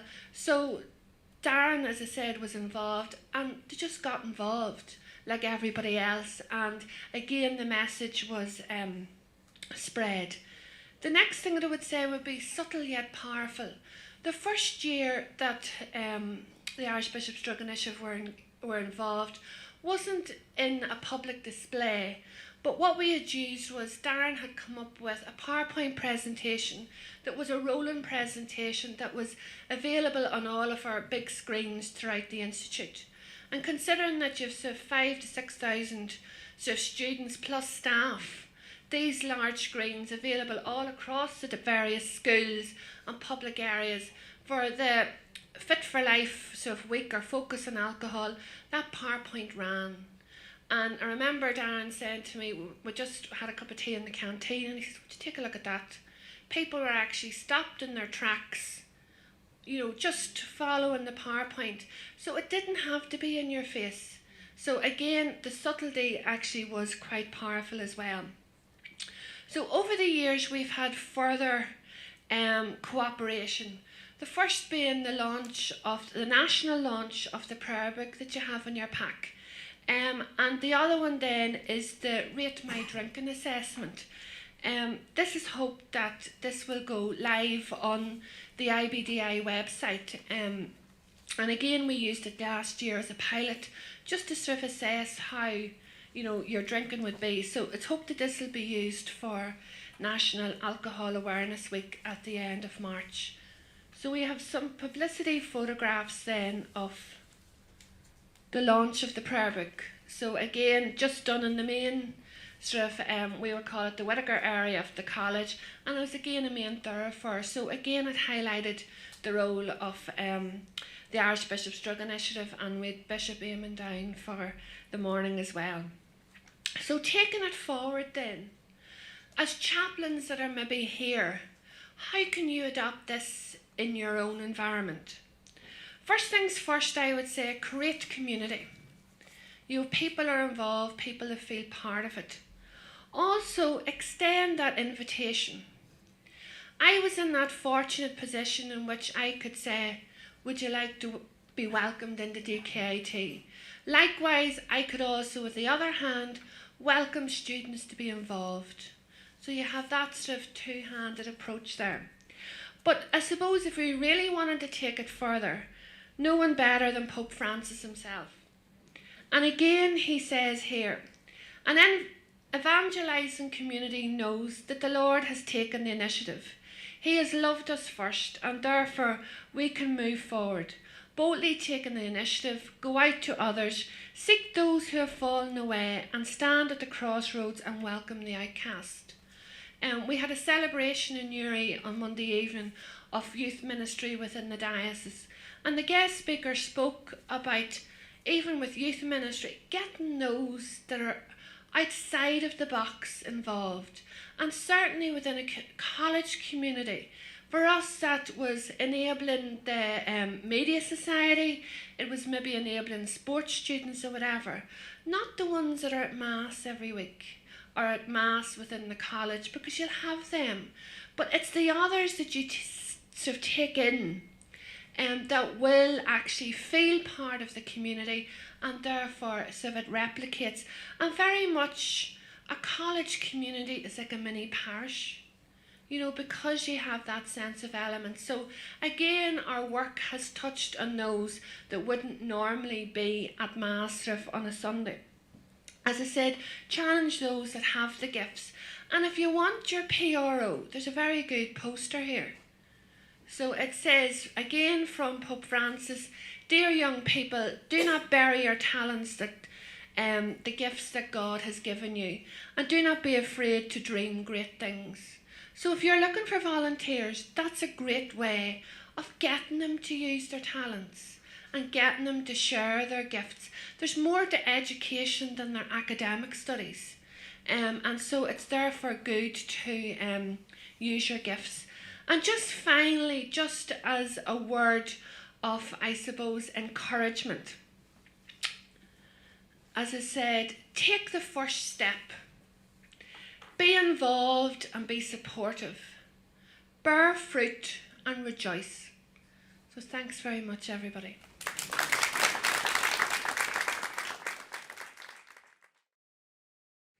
Thank you very much, John. My name is Eamon Traynor, and I was born too many years ago than I care to remember. Grew up in Dundalk, and in our family there were 5 children. The eldest is Down syndrome. I'm the third child, I suppose, and the first son of the family. And growing up, that always had some kind of expectations at the back of it that I didn't kind of understand, but there was stuff going on in the background. And just giving you a little bit of my own biography, I was wondering in my teenage years what I was going to do with life. And my father died when I was 12, and that had a big impact on my life. And when I was coming to deciding what I would do with my life, the priesthood seemed to be calling. So I went to Maynooth. And despite many attempts to get thrown out, I was ordained for the priesthood in 1979. My first appointment was in the parish of Mail outside Drogheda.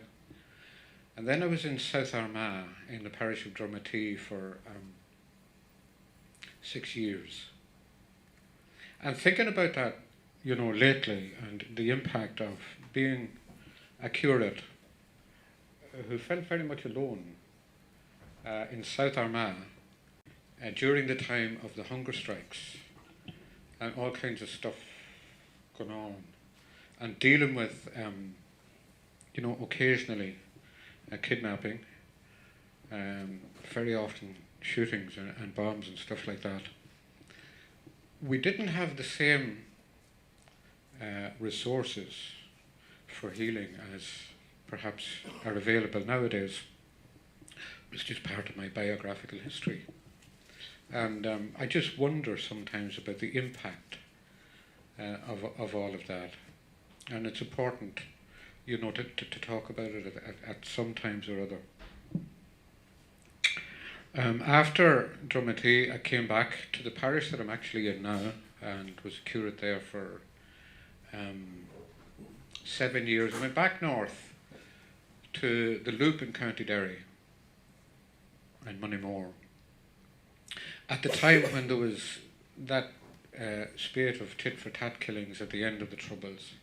And again, that was a terrible time.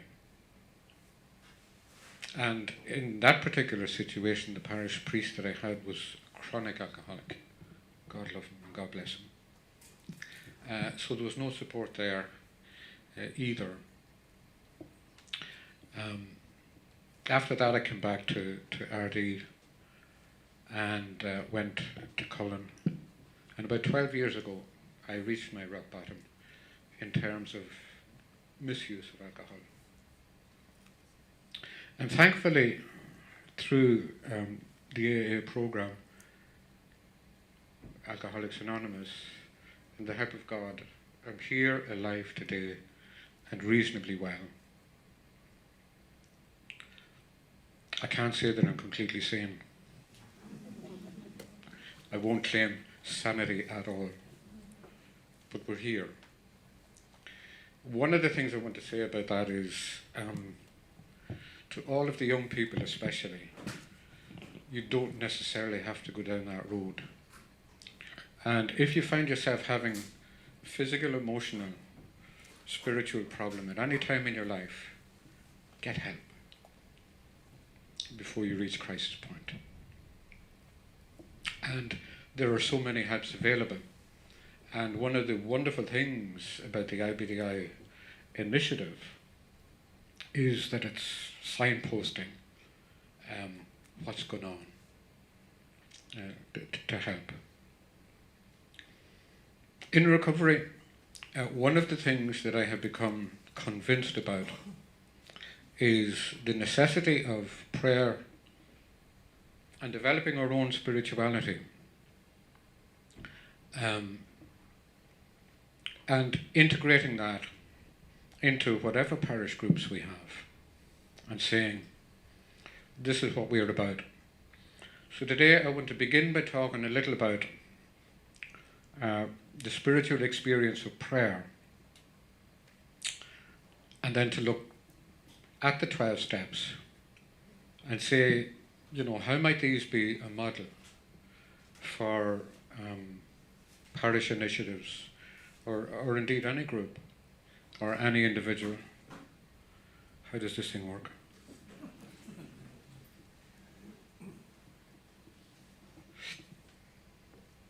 And some years ago, a Jesuit called Thomas Green wrote a book called When the Well Runs Dry. Some of you may have heard of it, some of you may have read it. And it's about our experience of relationship, and particularly relationship with God in prayer. When you go to the well with your bucket to draw water out of the well, it's a lot of hard work for a little return.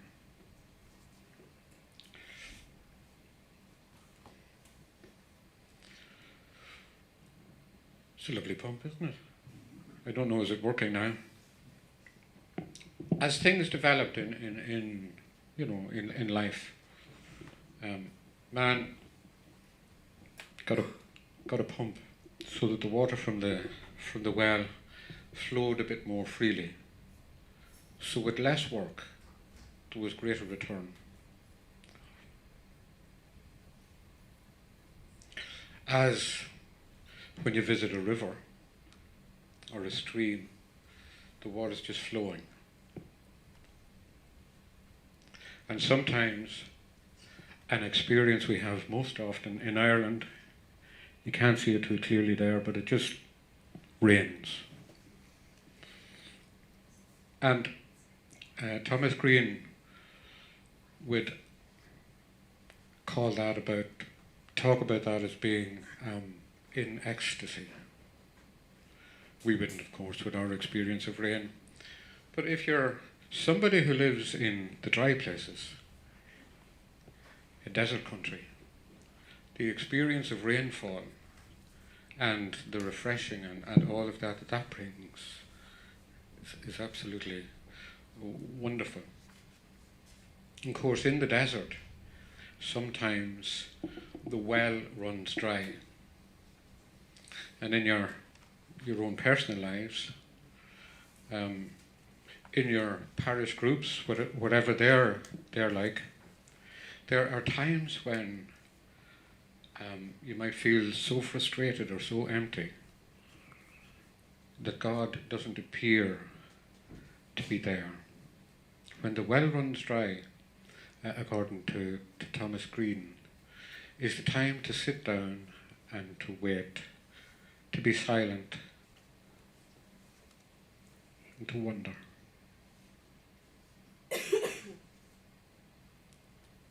And as they say very often in the rooms of AA, these things will pass.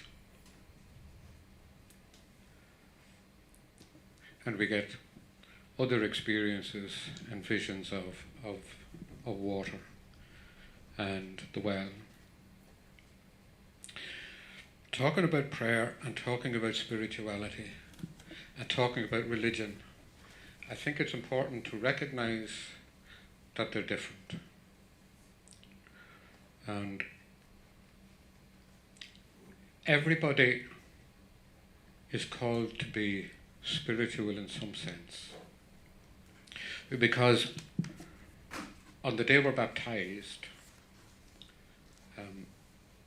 particularly when we're anointed with oil, it opens up or greases the life of the Spirit that dwells in us. Then when we're confirmed, it celebrates its maturity. In marriage, the couple are invited to be actively engaged in each other's spiritual growth and so on. What do we mean about spirituality? Spirituality, according to de Mello, is about waking up. He tells a story about a teacher. I'll tell it a little bit differently. An old man is in the house Sunday morning, calling his son, "Jaime, wake up, it's time to go to Mass." "Papa, I don't want to go to Mass." "Wake up, it's time to go to Mass." "It's so boring. And the kids make fun of me. I prefer to stay here." Papa says, 3 reasons why you should get up and go to Mass. Number 1, it's your duty. Number 2, you're 50 years of age. Number 3, you're the parish priest. Wake up. Spirituality is about waking up. And much of what the IBDI is waking up. It's awareness. I cannot address an issue in my life or in my community or in my parish or whatever until I first wake up to the reality that it's there. Okay? Yeah. And the first step of the 12 steps of the AA program, which has been adopted by very many recovery groups, and it's not necessarily a cure-all for everybody, but it does have a lot of common sense and a lot of value that many of us can share. The first step is we admitted we were powerless over alcohol, that our lives had become unmanageable. And I just want to focus on the word powerless for a moment, because there are so many things in our lives over which we have no power whatever.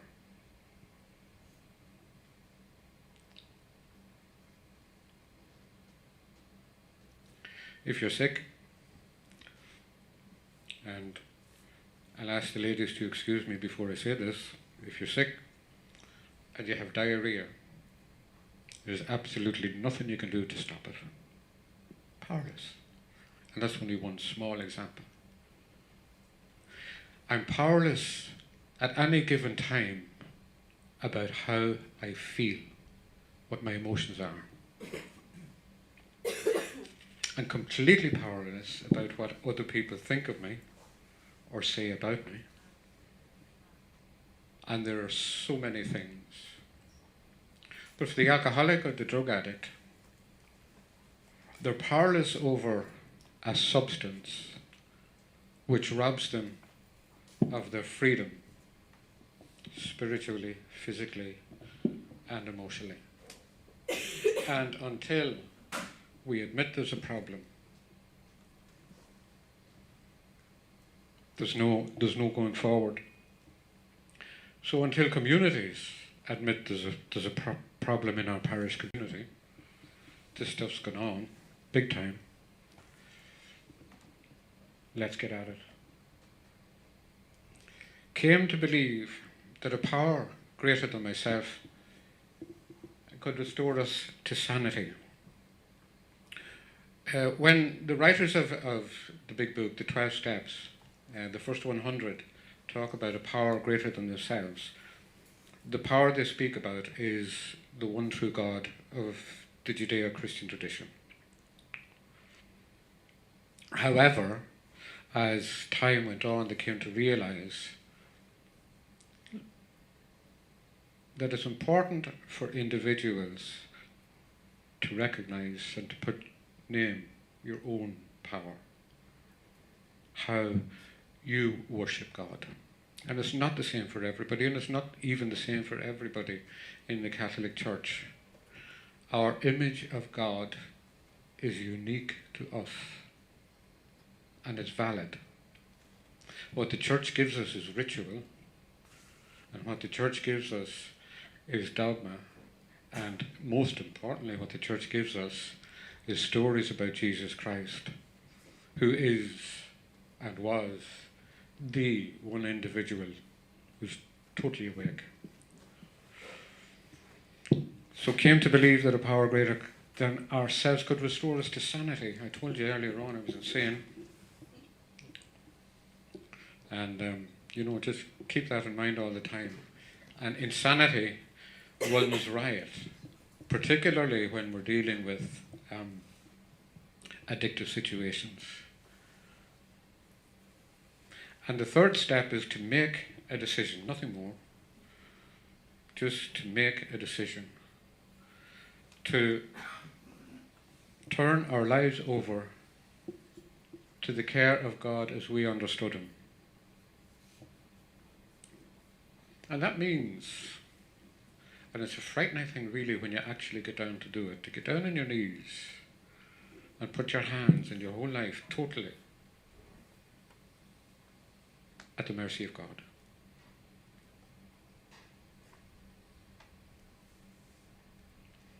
And some people might argue that it's giving away your freedom. And it's not. The experience is that when you put your life totally in the hands of God, you become freer than possibly you've ever been in the world, in your life. And so the first 3 steps are what I call the foundation, the building blocks. It's like a 3-legged stool, and a 3-legged stool, as you know, will collapse if one of the legs is missing. And so I'm saying that for a parish initiative, one of the important things is to say there's a problem, admit. We come to believe that a power greater than ourselves can restore us to sanity. And that's part of what we're doing today. Because all of the sharing today is about how individuals and communities contribute to healing each other's lives and restoring our parish groups or communities to sanity. And then the group makes a decision. And I hope that decision will include in our weekly meetings or however often we meet to find time for prayer. And as John said at the very beginning, I lit 3 candles here and have a wee sacred space. The candles remind me of the Trinity, Father, Son and Spirit, 3 persons, one God. The cross representing, as he said, St. Bridget. We're gathered on St. Bridget's Day. Bridget, as some of you may know, is the patron of victims of, in particular, parental abuse and male parental abuse. And there are hints in her own life story that she may have been a victim of abuse. And so many addicts of one kind or another are victims of abuse. And talking about victim, one of the things we must never do, either as a victim or somebody going through healing, is to get into the language of blame. Because when we get into the language of blame, there's no move towards forgiveness. So we'll come towards that later on. The foundation. If our group hasn't got a firm foundation, it won't thrive. And part of the foundation, in my view, is to have a prayer life, a spiritual life. The next step, the fourth step, is making a searching and fearless moral inventory. And you can liken that to what's come up in a few of the presentations today as a needs assessment.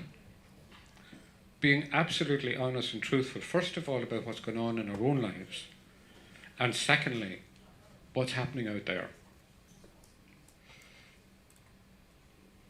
I had 2 burials this year in the parish, 2 young women who died as a result of heroin addiction. And the emotional impact on their families and also on a small community is so sad, and it's so unnecessary.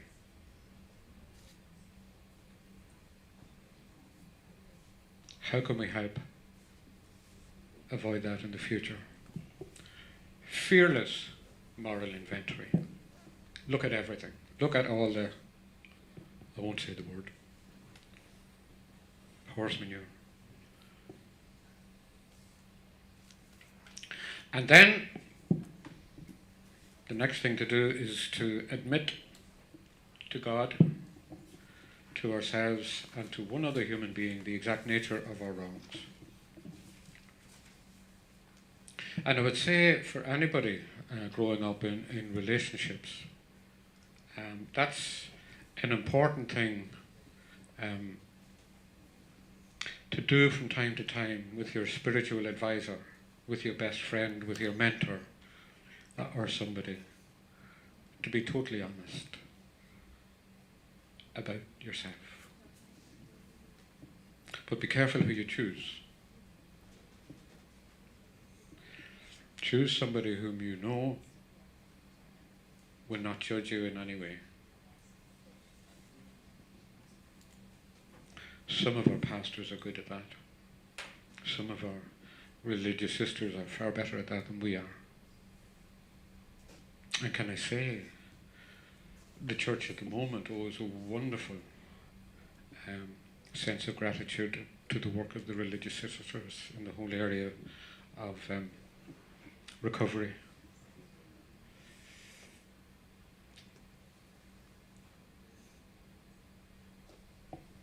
We're entirely ready to have God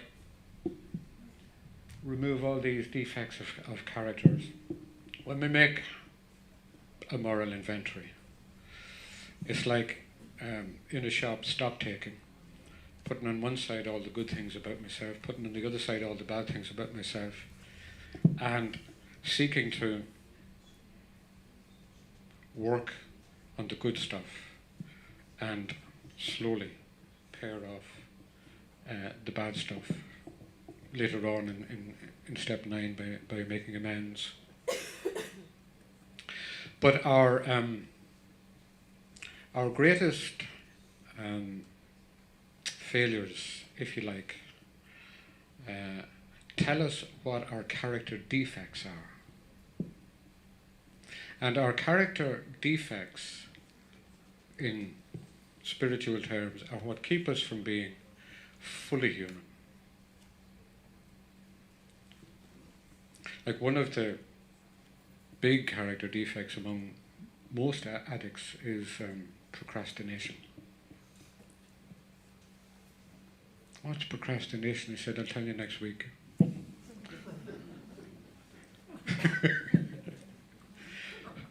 Putting off till tomorrow what I ought to do today.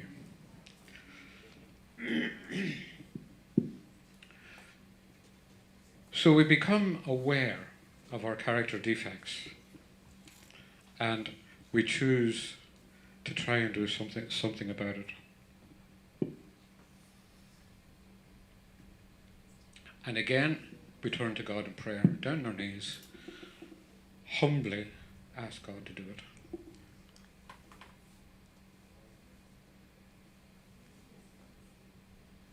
And I sometimes wonder about, as a priest celebrating Mass more often, we don't get on our knees as often as the ordinary parishioner does. And it's something that we have to think about. As Parish Priest of RD says quite regularly, get down on your knees and thank God you're on your feet. Humbling ourselves before our God, knowing where we are. By the way, working a program like this, when you get back off your knees, you start taking the shortcomings back again. It's not that simple. We have to keep working at it. So the first action part is making a fearless moral inventory, needs assessment, admitting to God, to ourselves and another human being, the exact nature of our wrongs. We're entirely ready to have God remove the defects, humbly ask Him to remove our shortcomings.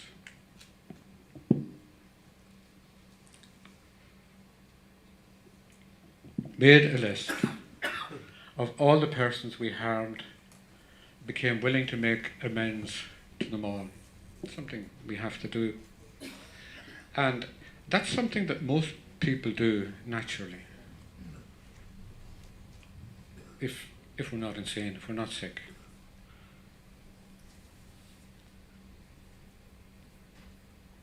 Oh, I've hurt them in one way or another. They've hurt me. How can we fix the relationship? And I don't mean fix in a superficial sense. I mean, how can we repair a loving relationship?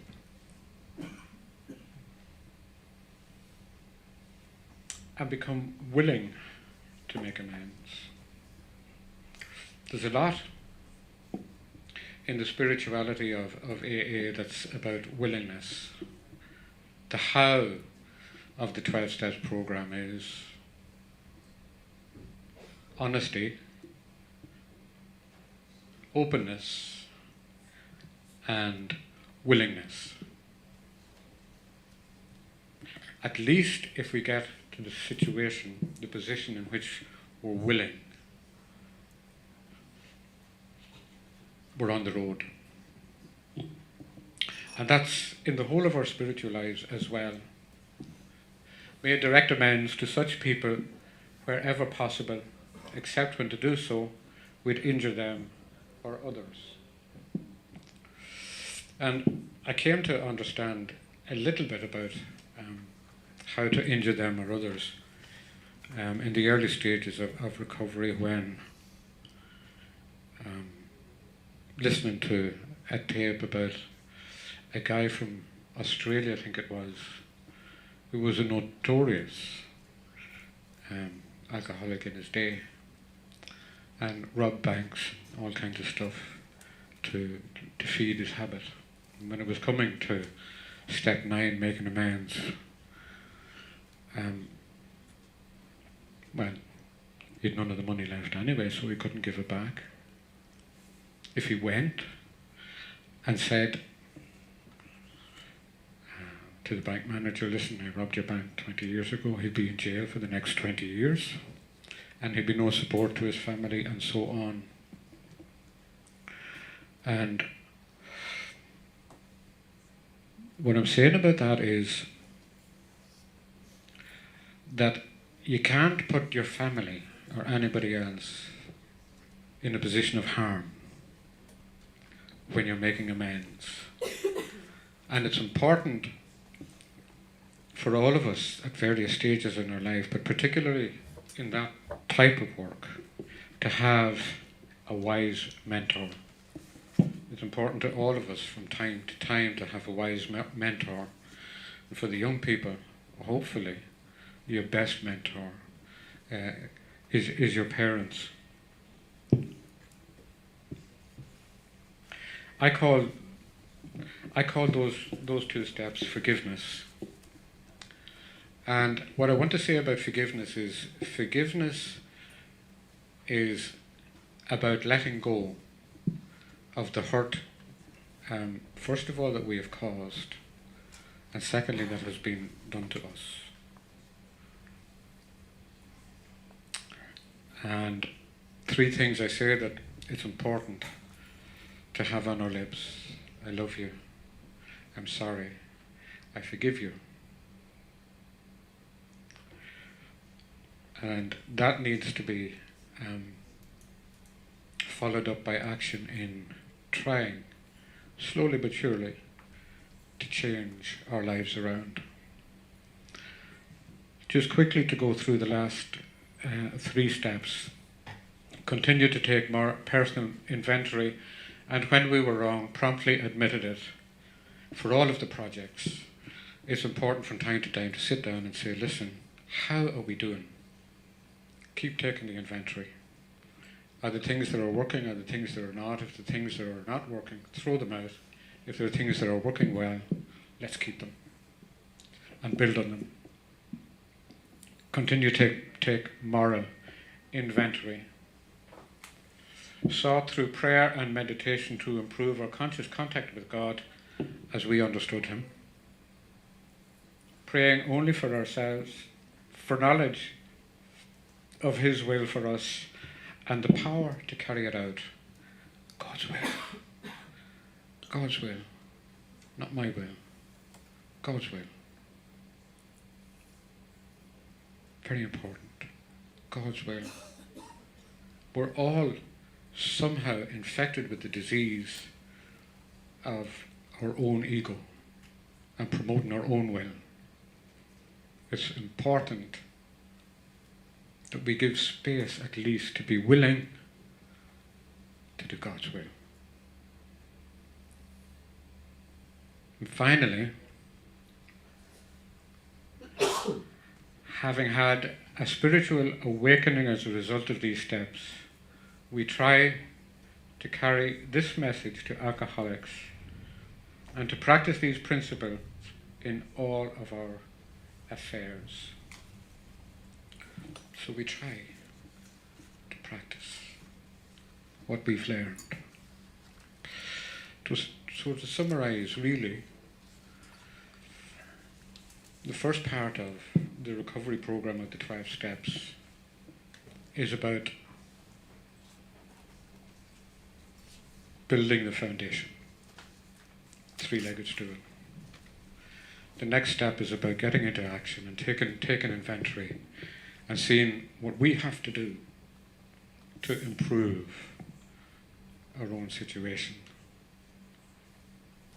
And then we need to have a regime of solid maintenance, which is the last of the 3 steps.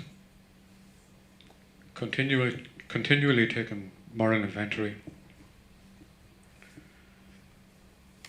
improving on a daily basis our conscious contact with God, and trying to practice these principles in all our affairs, in all of our parish groups, however best we can. What specifically our tradition has to offer us is to come to the well, to eat the bread, to drink the cup, to celebrate the sacrament of reconciliation humbly, to get down on our knees every day and say, your will, not mine, be done. Thank you, and I wish you well in all your projects.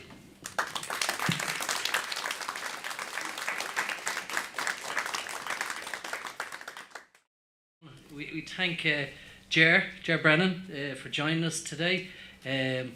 Ger, some of us have to rush off to training. So listen, I call upon Ger. Ger has he's a wonderful speaker. I've heard him on a few occasions, and it's beautiful to listen to a man that is, you know, known to so many of us from the Dublin area as a Dublin player and an All-Ireland winner on 2 occasions, and for him to just talk about a little bit about what his faith means in his and the healthy lifestyle that it makes a choice. So I just call upon and I thank him for coming today and being with us. Thank you.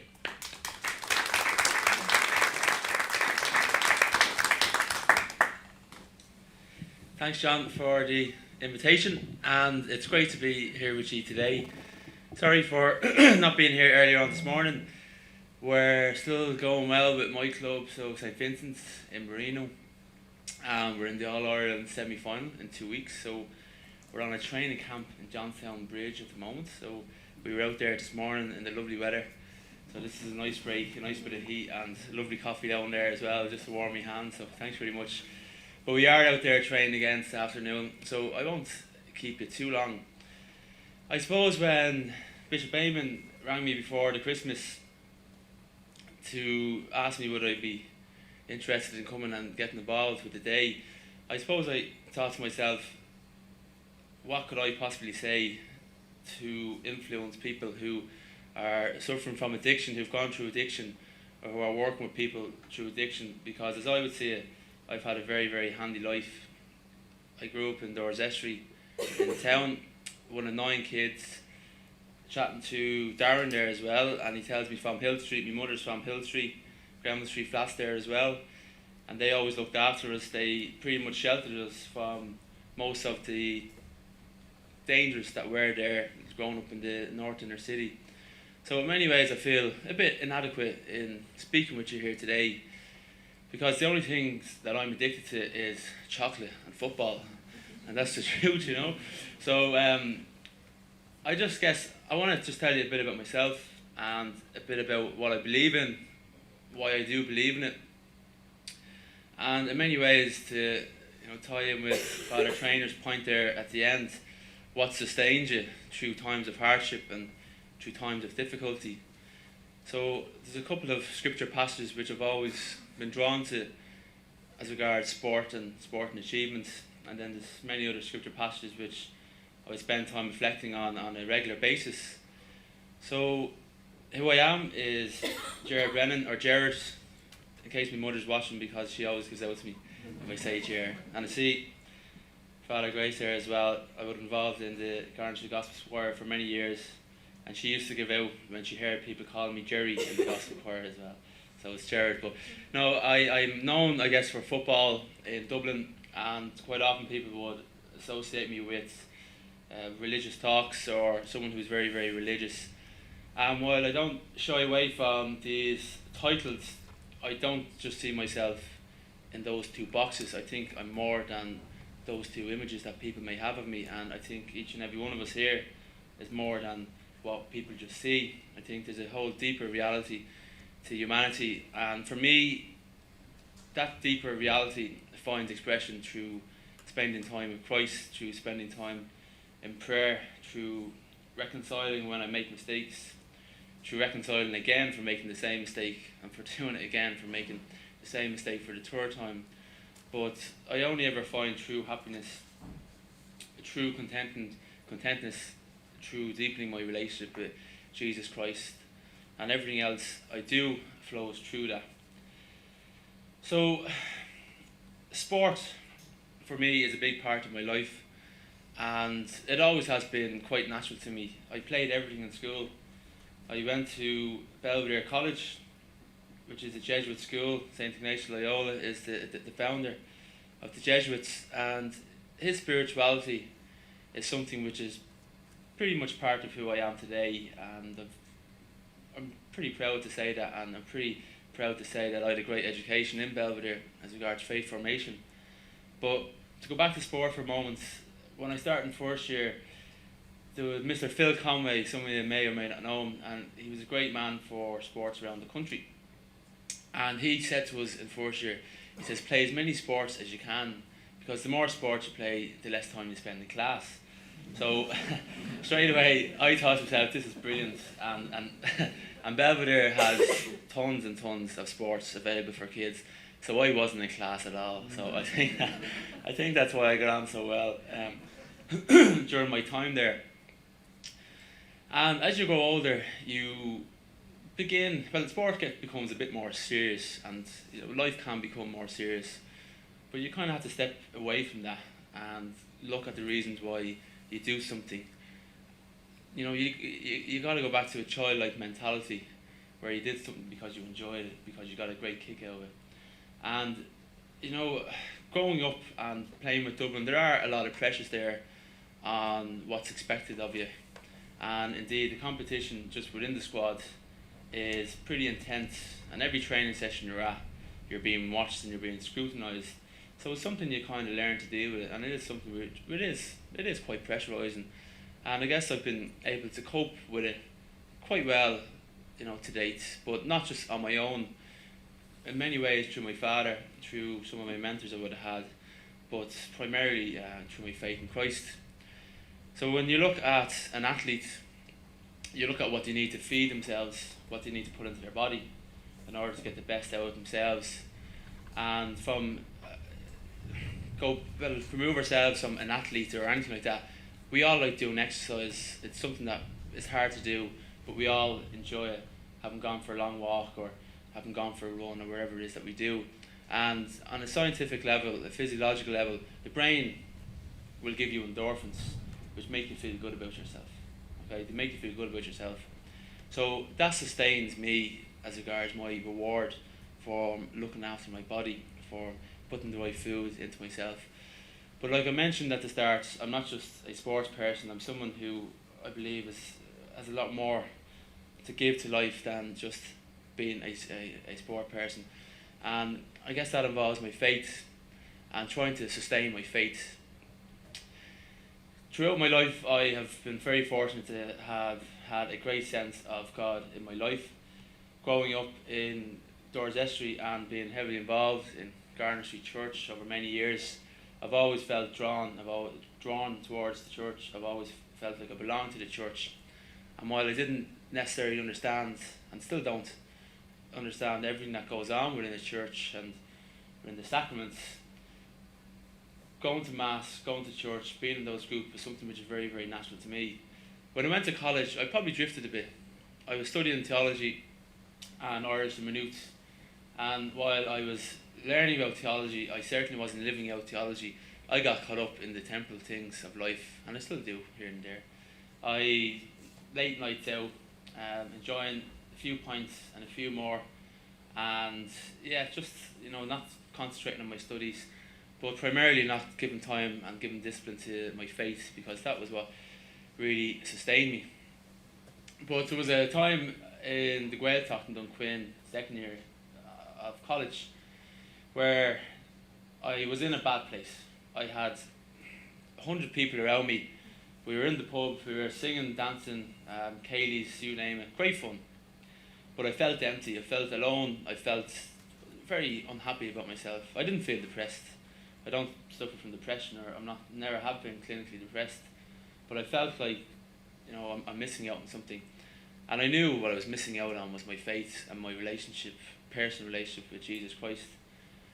So after that night, one of my very good friends, the girl Clean Edwards, she asked her to, she was the only one who was driving actually, so we were in the middle of nowhere. Has anyone ever been in Dunquin? No? County Kerry? Yeah. So it's a beautiful spot, but it's miles away from civilization, so especially when you've grown up in town in Dorsetry. So Clean, she brought me up to Dingle, and there was adoration on there. And what to me felt like 1 minute turned out to be an hour and a half of sitting there in front of the host.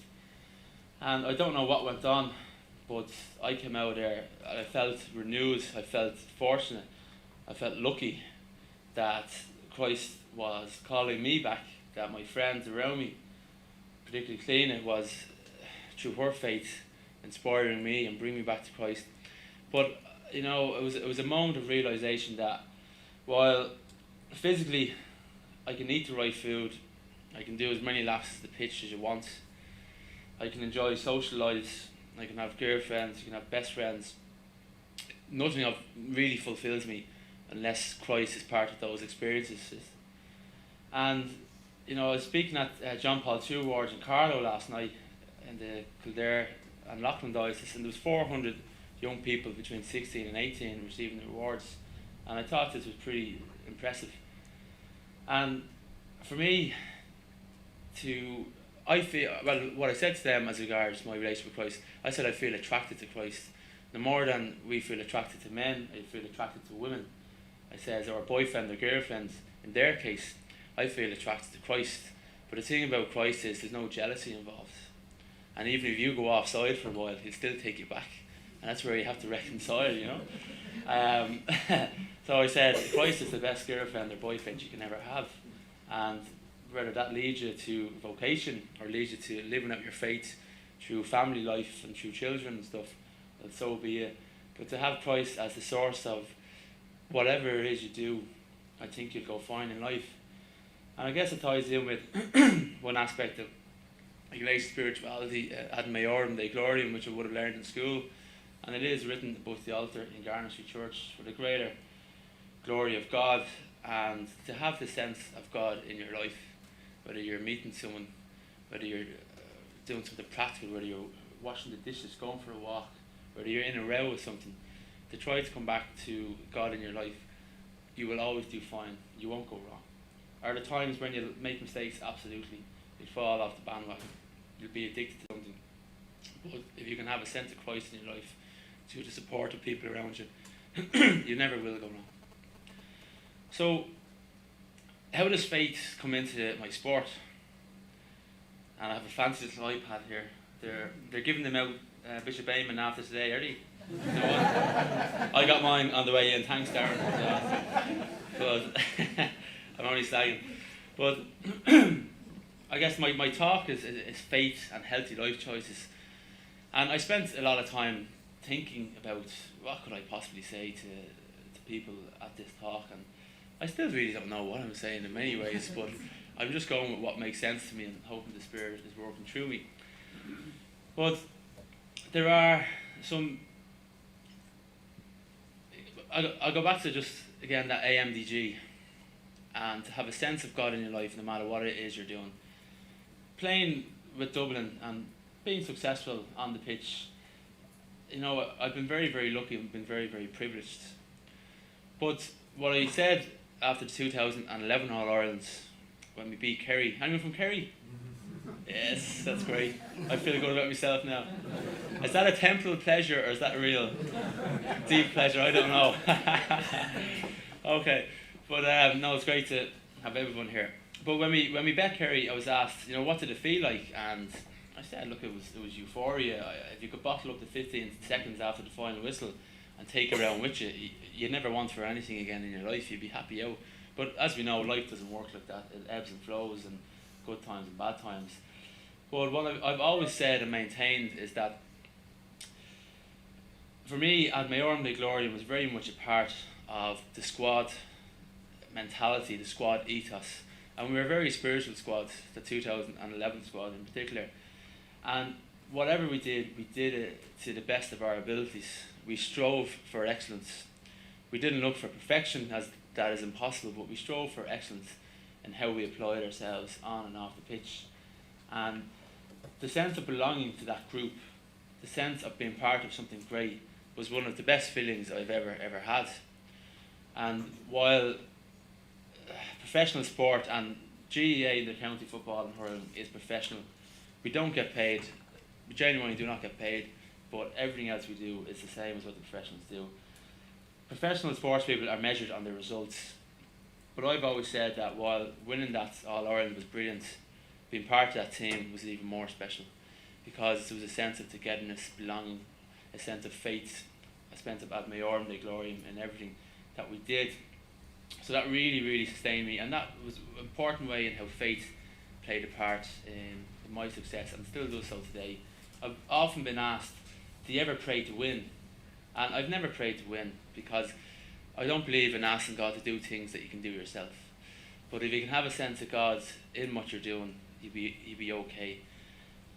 Before games, I've always spent time in silence, just a couple of seconds, and with all the emotions and nerves that go around the dressing rooms and the effing and blindings and everything else that goes on, and there is a bit of hatred there, but healthy hatred, and you kind of need that too, you know.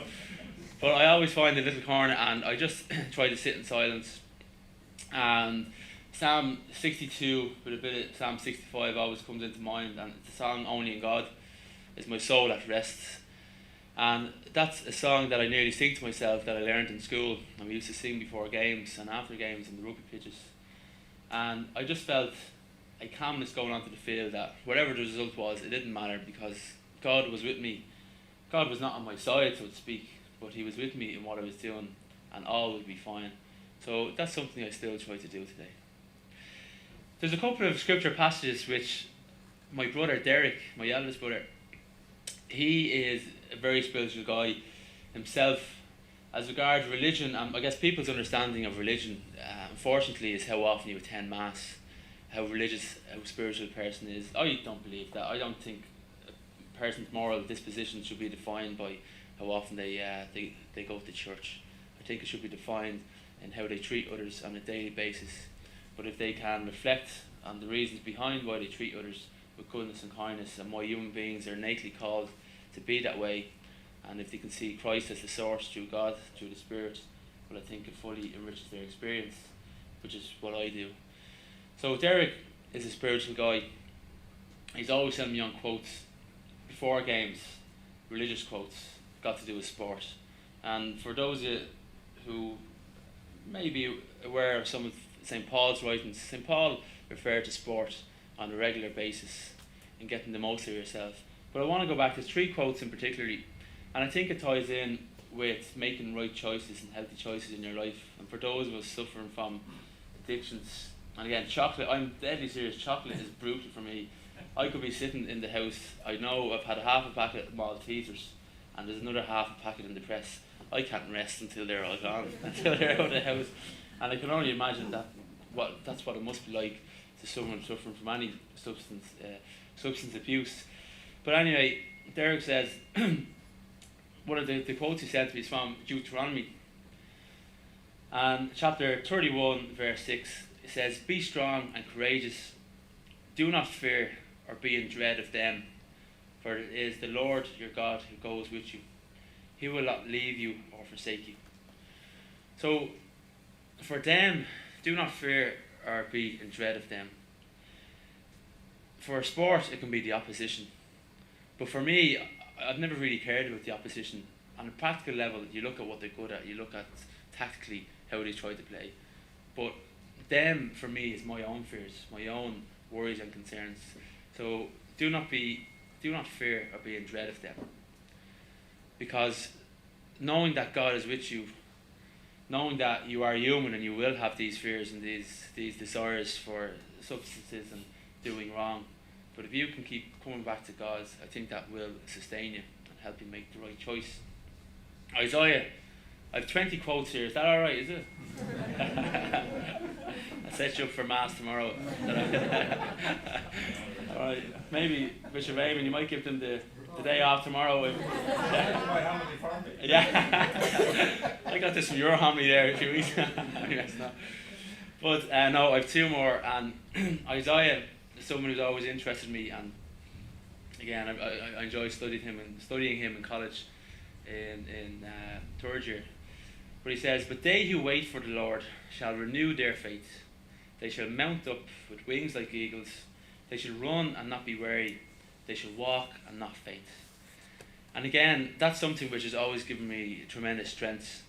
When the shit hits the fan from a sporting point of view, or when it hits the fan from a real life point of view, if you can just have faith in the Lord that He is with you, if you can just wait for Him, that He is going to come to you, well then you'll get through it. I work as a school teacher, RE, Irish and History, and school chaplaincy. If I said that to one of the kids, they'd say, "What are you talking about, sir? Wait for him. Sure, where is he?" Do you know what I mean? And some of you are maybe thinking that as well. But for me, He has always come in many different surprises and particularly through the people I meet on an everyday basis, trying to see God in those people. So if you can wait, if you can go and ask someone for help, you will find God there, you will find Christ at work, because where there's goodness being done, God is very much present. So that's a quote which I've always taken with me on the pitch from time to time. And maybe just to come up to the New Testament, and the final one I'll say to you is from Hebrews. And this is really tough. And this for me is healthy life choices off the pitch. He says, "For the moment, all discipline seems painful rather than pleasant, but later it yields the peaceful fruit of righteousness to those who have been trained by it." And I think that is so important to me in my life and my choices that I make. Discipline is hard. Getting up for morning prayer, for those of you in the clergy or those of you who practice morning prayer, taking time out from your busy schedules to spend time with Christ, that is hard. But I take great courage from St. Paul that if you do it enough, it becomes habitual, and you will become sustained by it, and it will filter through everything else that you do in your life. And for me, for example, this morning getting up, I was slightly late for training. Punctuality is something I'm not great with. Okay, I'm too easy. Well, I'm too easy going, or I don't know what it is, but punctuality is something I need to work on. So this morning getting up before training, I really needed to get up at 7:30 to get a bowl of porridge into me, because we were on the pitch for 10. So what did I do? The alarm went off at 11:30, and I rolled over. I honestly rolled over. I put on the snooze button. I ended up getting up at 8 o'clock, and instead of having porridge, I had Rice Krispies. Rice Krispies are fine, but they're a sugar rush, but they're not going to sustain you. And Rice Krispies, like sugar, like drugs, like alcohol, they give you a kick, they give you a high for a while, but it's a big drop afterwards. So during training, well, I got through training fine. I can't say it was anything too different. If things were to get tough, and I went back to my resolve, and I looked and said to myself, have I done everything right? The answer is no. So discipline is something so important to how you live your life, whether it's prayer, whether it's keeping in touch with friends. The rewards from doing it are tenfold to anything else you do by yourself. I can't think of his name, but there was a abbot in England, and do you remember the show that was on television a couple of years ago? And it's only springing to mind now, that's why I can't think of his name. And there was 5 people who went to live in the monastery and lived with the monks, and they had to give up their phones and their laptops and everything else and join in what the monks were doing. And the TV program, it charted their journey. It looked on a psychological level their attachment to social media, their attachment to having to know what's going on in the world, their attachment to basically temporal goods. And it showed how much they struggled with these addictions. But after a time, they began to come out of themselves. They began to reverse the trend, and they began to become more content with themselves. And the word that the abbot uses, and I will find the name and I'll send it on to Darren if you wanted to put up on the webpage. He wrote a book and he talks about obedience and obediare, to hear correctly. And obedience is not to follow orders. Obedience is to listen to what is true in yourself. And what is true to yourself is when your gut feeling, when your conscience says, yes, that this makes sense. So if we can remove ourselves from the mind and return ourselves to the soul, to the spirit, and to listen correctly, to listen wisely with an open heart, you will never ever go wrong in life. You will come back to God always. So thanks very much for listening. I hope I didn't bore you too much or anything like that. Sorry for slagging the Kerry folk, but you have won so many things over the years, so it was great to get one over this. But I'm not sure as well. So I finish by saying I am someone who, because I'm painting myself a beautiful picture here, and I'm not that beautiful at all. I have a lot of things which I'm poor at. I get grumpy when I'm tired. I can be short with my family and with my friends. I can be indisciplined. I can drink too much on nights out. I can get carried away with myself.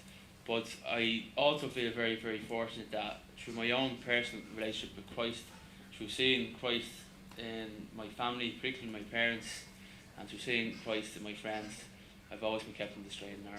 So thanks very much for listening.